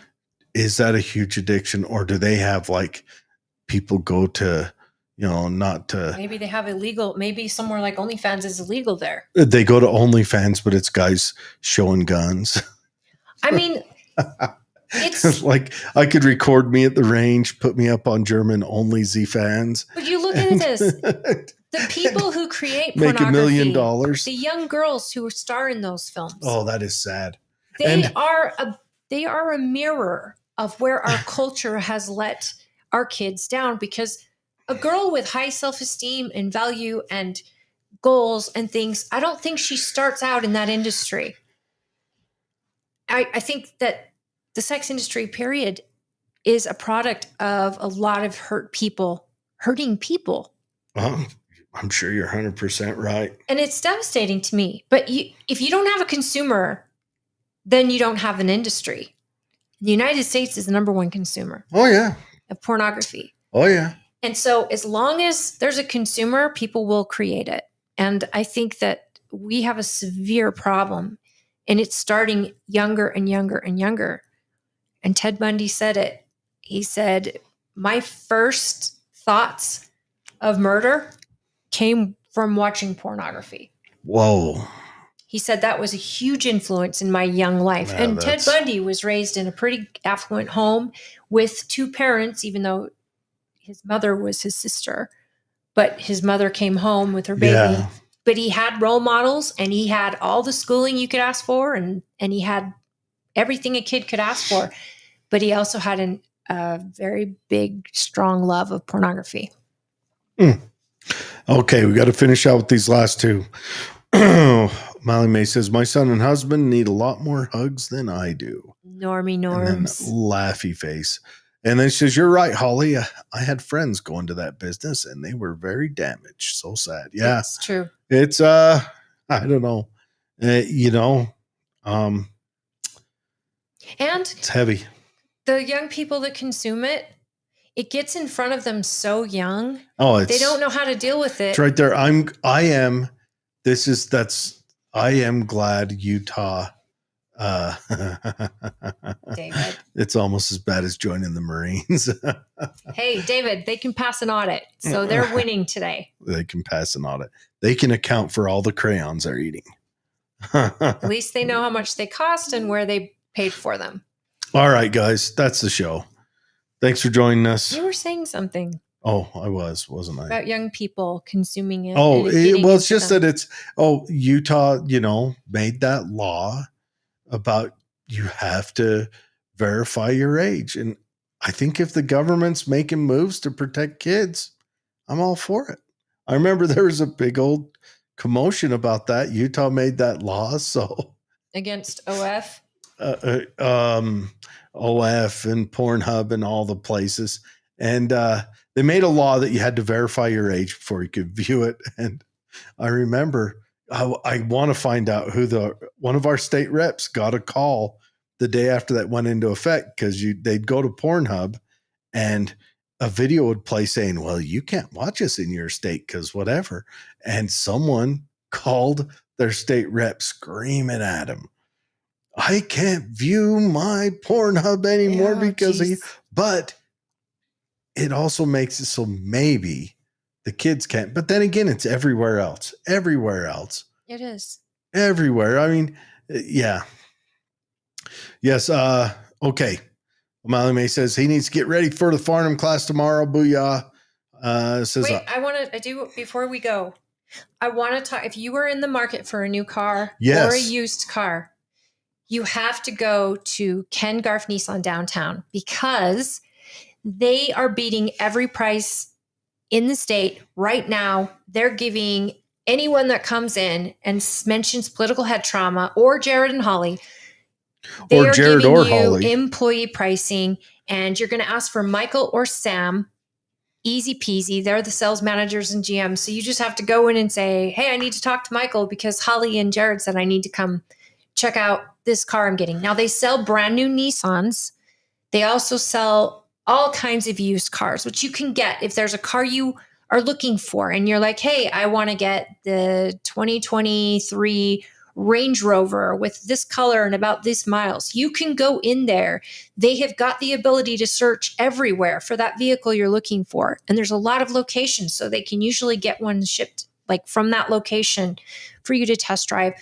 Go check out Ken Garff Nissan downtown, Salt Lake City. You go in, talk to Michael or Sam and tell them that Jared and I sent you. I definitely want you to go do that, because now's the time. They're beating everybody's pricing, and Nissan Finance is beating credit unions and banks on the interest. So go check it out. I just bought my truck from there, and I still can't believe how excellent the experience is. And you're going to get no haggle pricing, and you're going to get everything. Talk to Michael. All right. O'Malley, yes, go talk to Michael. That's Holly's husband. He's a genuine good dude. Jeff, thank you. He said, good luck, shoot straight, be safe. Yeah. Thanks for tuning in, Jeff. I'm excited. I enjoy. Yeah. Thank you, David. It's so good to see you. And thanks to Thomas and Jordan and everybody. O'Malley, of course. O'Malley, it's like you were a guest tonight. You shared a lot, and we really appreciate you being so open and sharing your experience with the world. Yes. And Jordan says, I complimented a guy's Mustang car. It was red. Kind of fun to see. What year, Jordan? Yeah, man. Because those classic How Mustangs, would it be to find a 65 pony convertible? Wow. Have a good night, everyone. We love you. Tune in. Oh, stop. Tune in tomorrow night. Yeah. We are having Holly. I'm going to be on the show tomorrow night, and my guest is going to be Robert Axon, he's the party chair for the Utah party. We're going to talk about his election. We're also going to talk about the resolution. We're going to talk about, the convention, and just have a conversation with Rob Axon tomorrow night, 6 p.m. right here, Facebook, YouTube, Political Head Trauma. Dwayne will bring us on like we did a couple weeks ago. But tune in, please leave your comment, like and share, and hit the bell for notifications so you can tune in anytime. We really appreciate it. Help us trick the algorithm and just write a comment where you live or just a thumbs up, whatever. We want to make sure that we get into more people's Yeah, we need our feed. Pegasus guy back. His name was something else. It was like some. Paralone or something. Yeah. Jordan, thank you. Hey,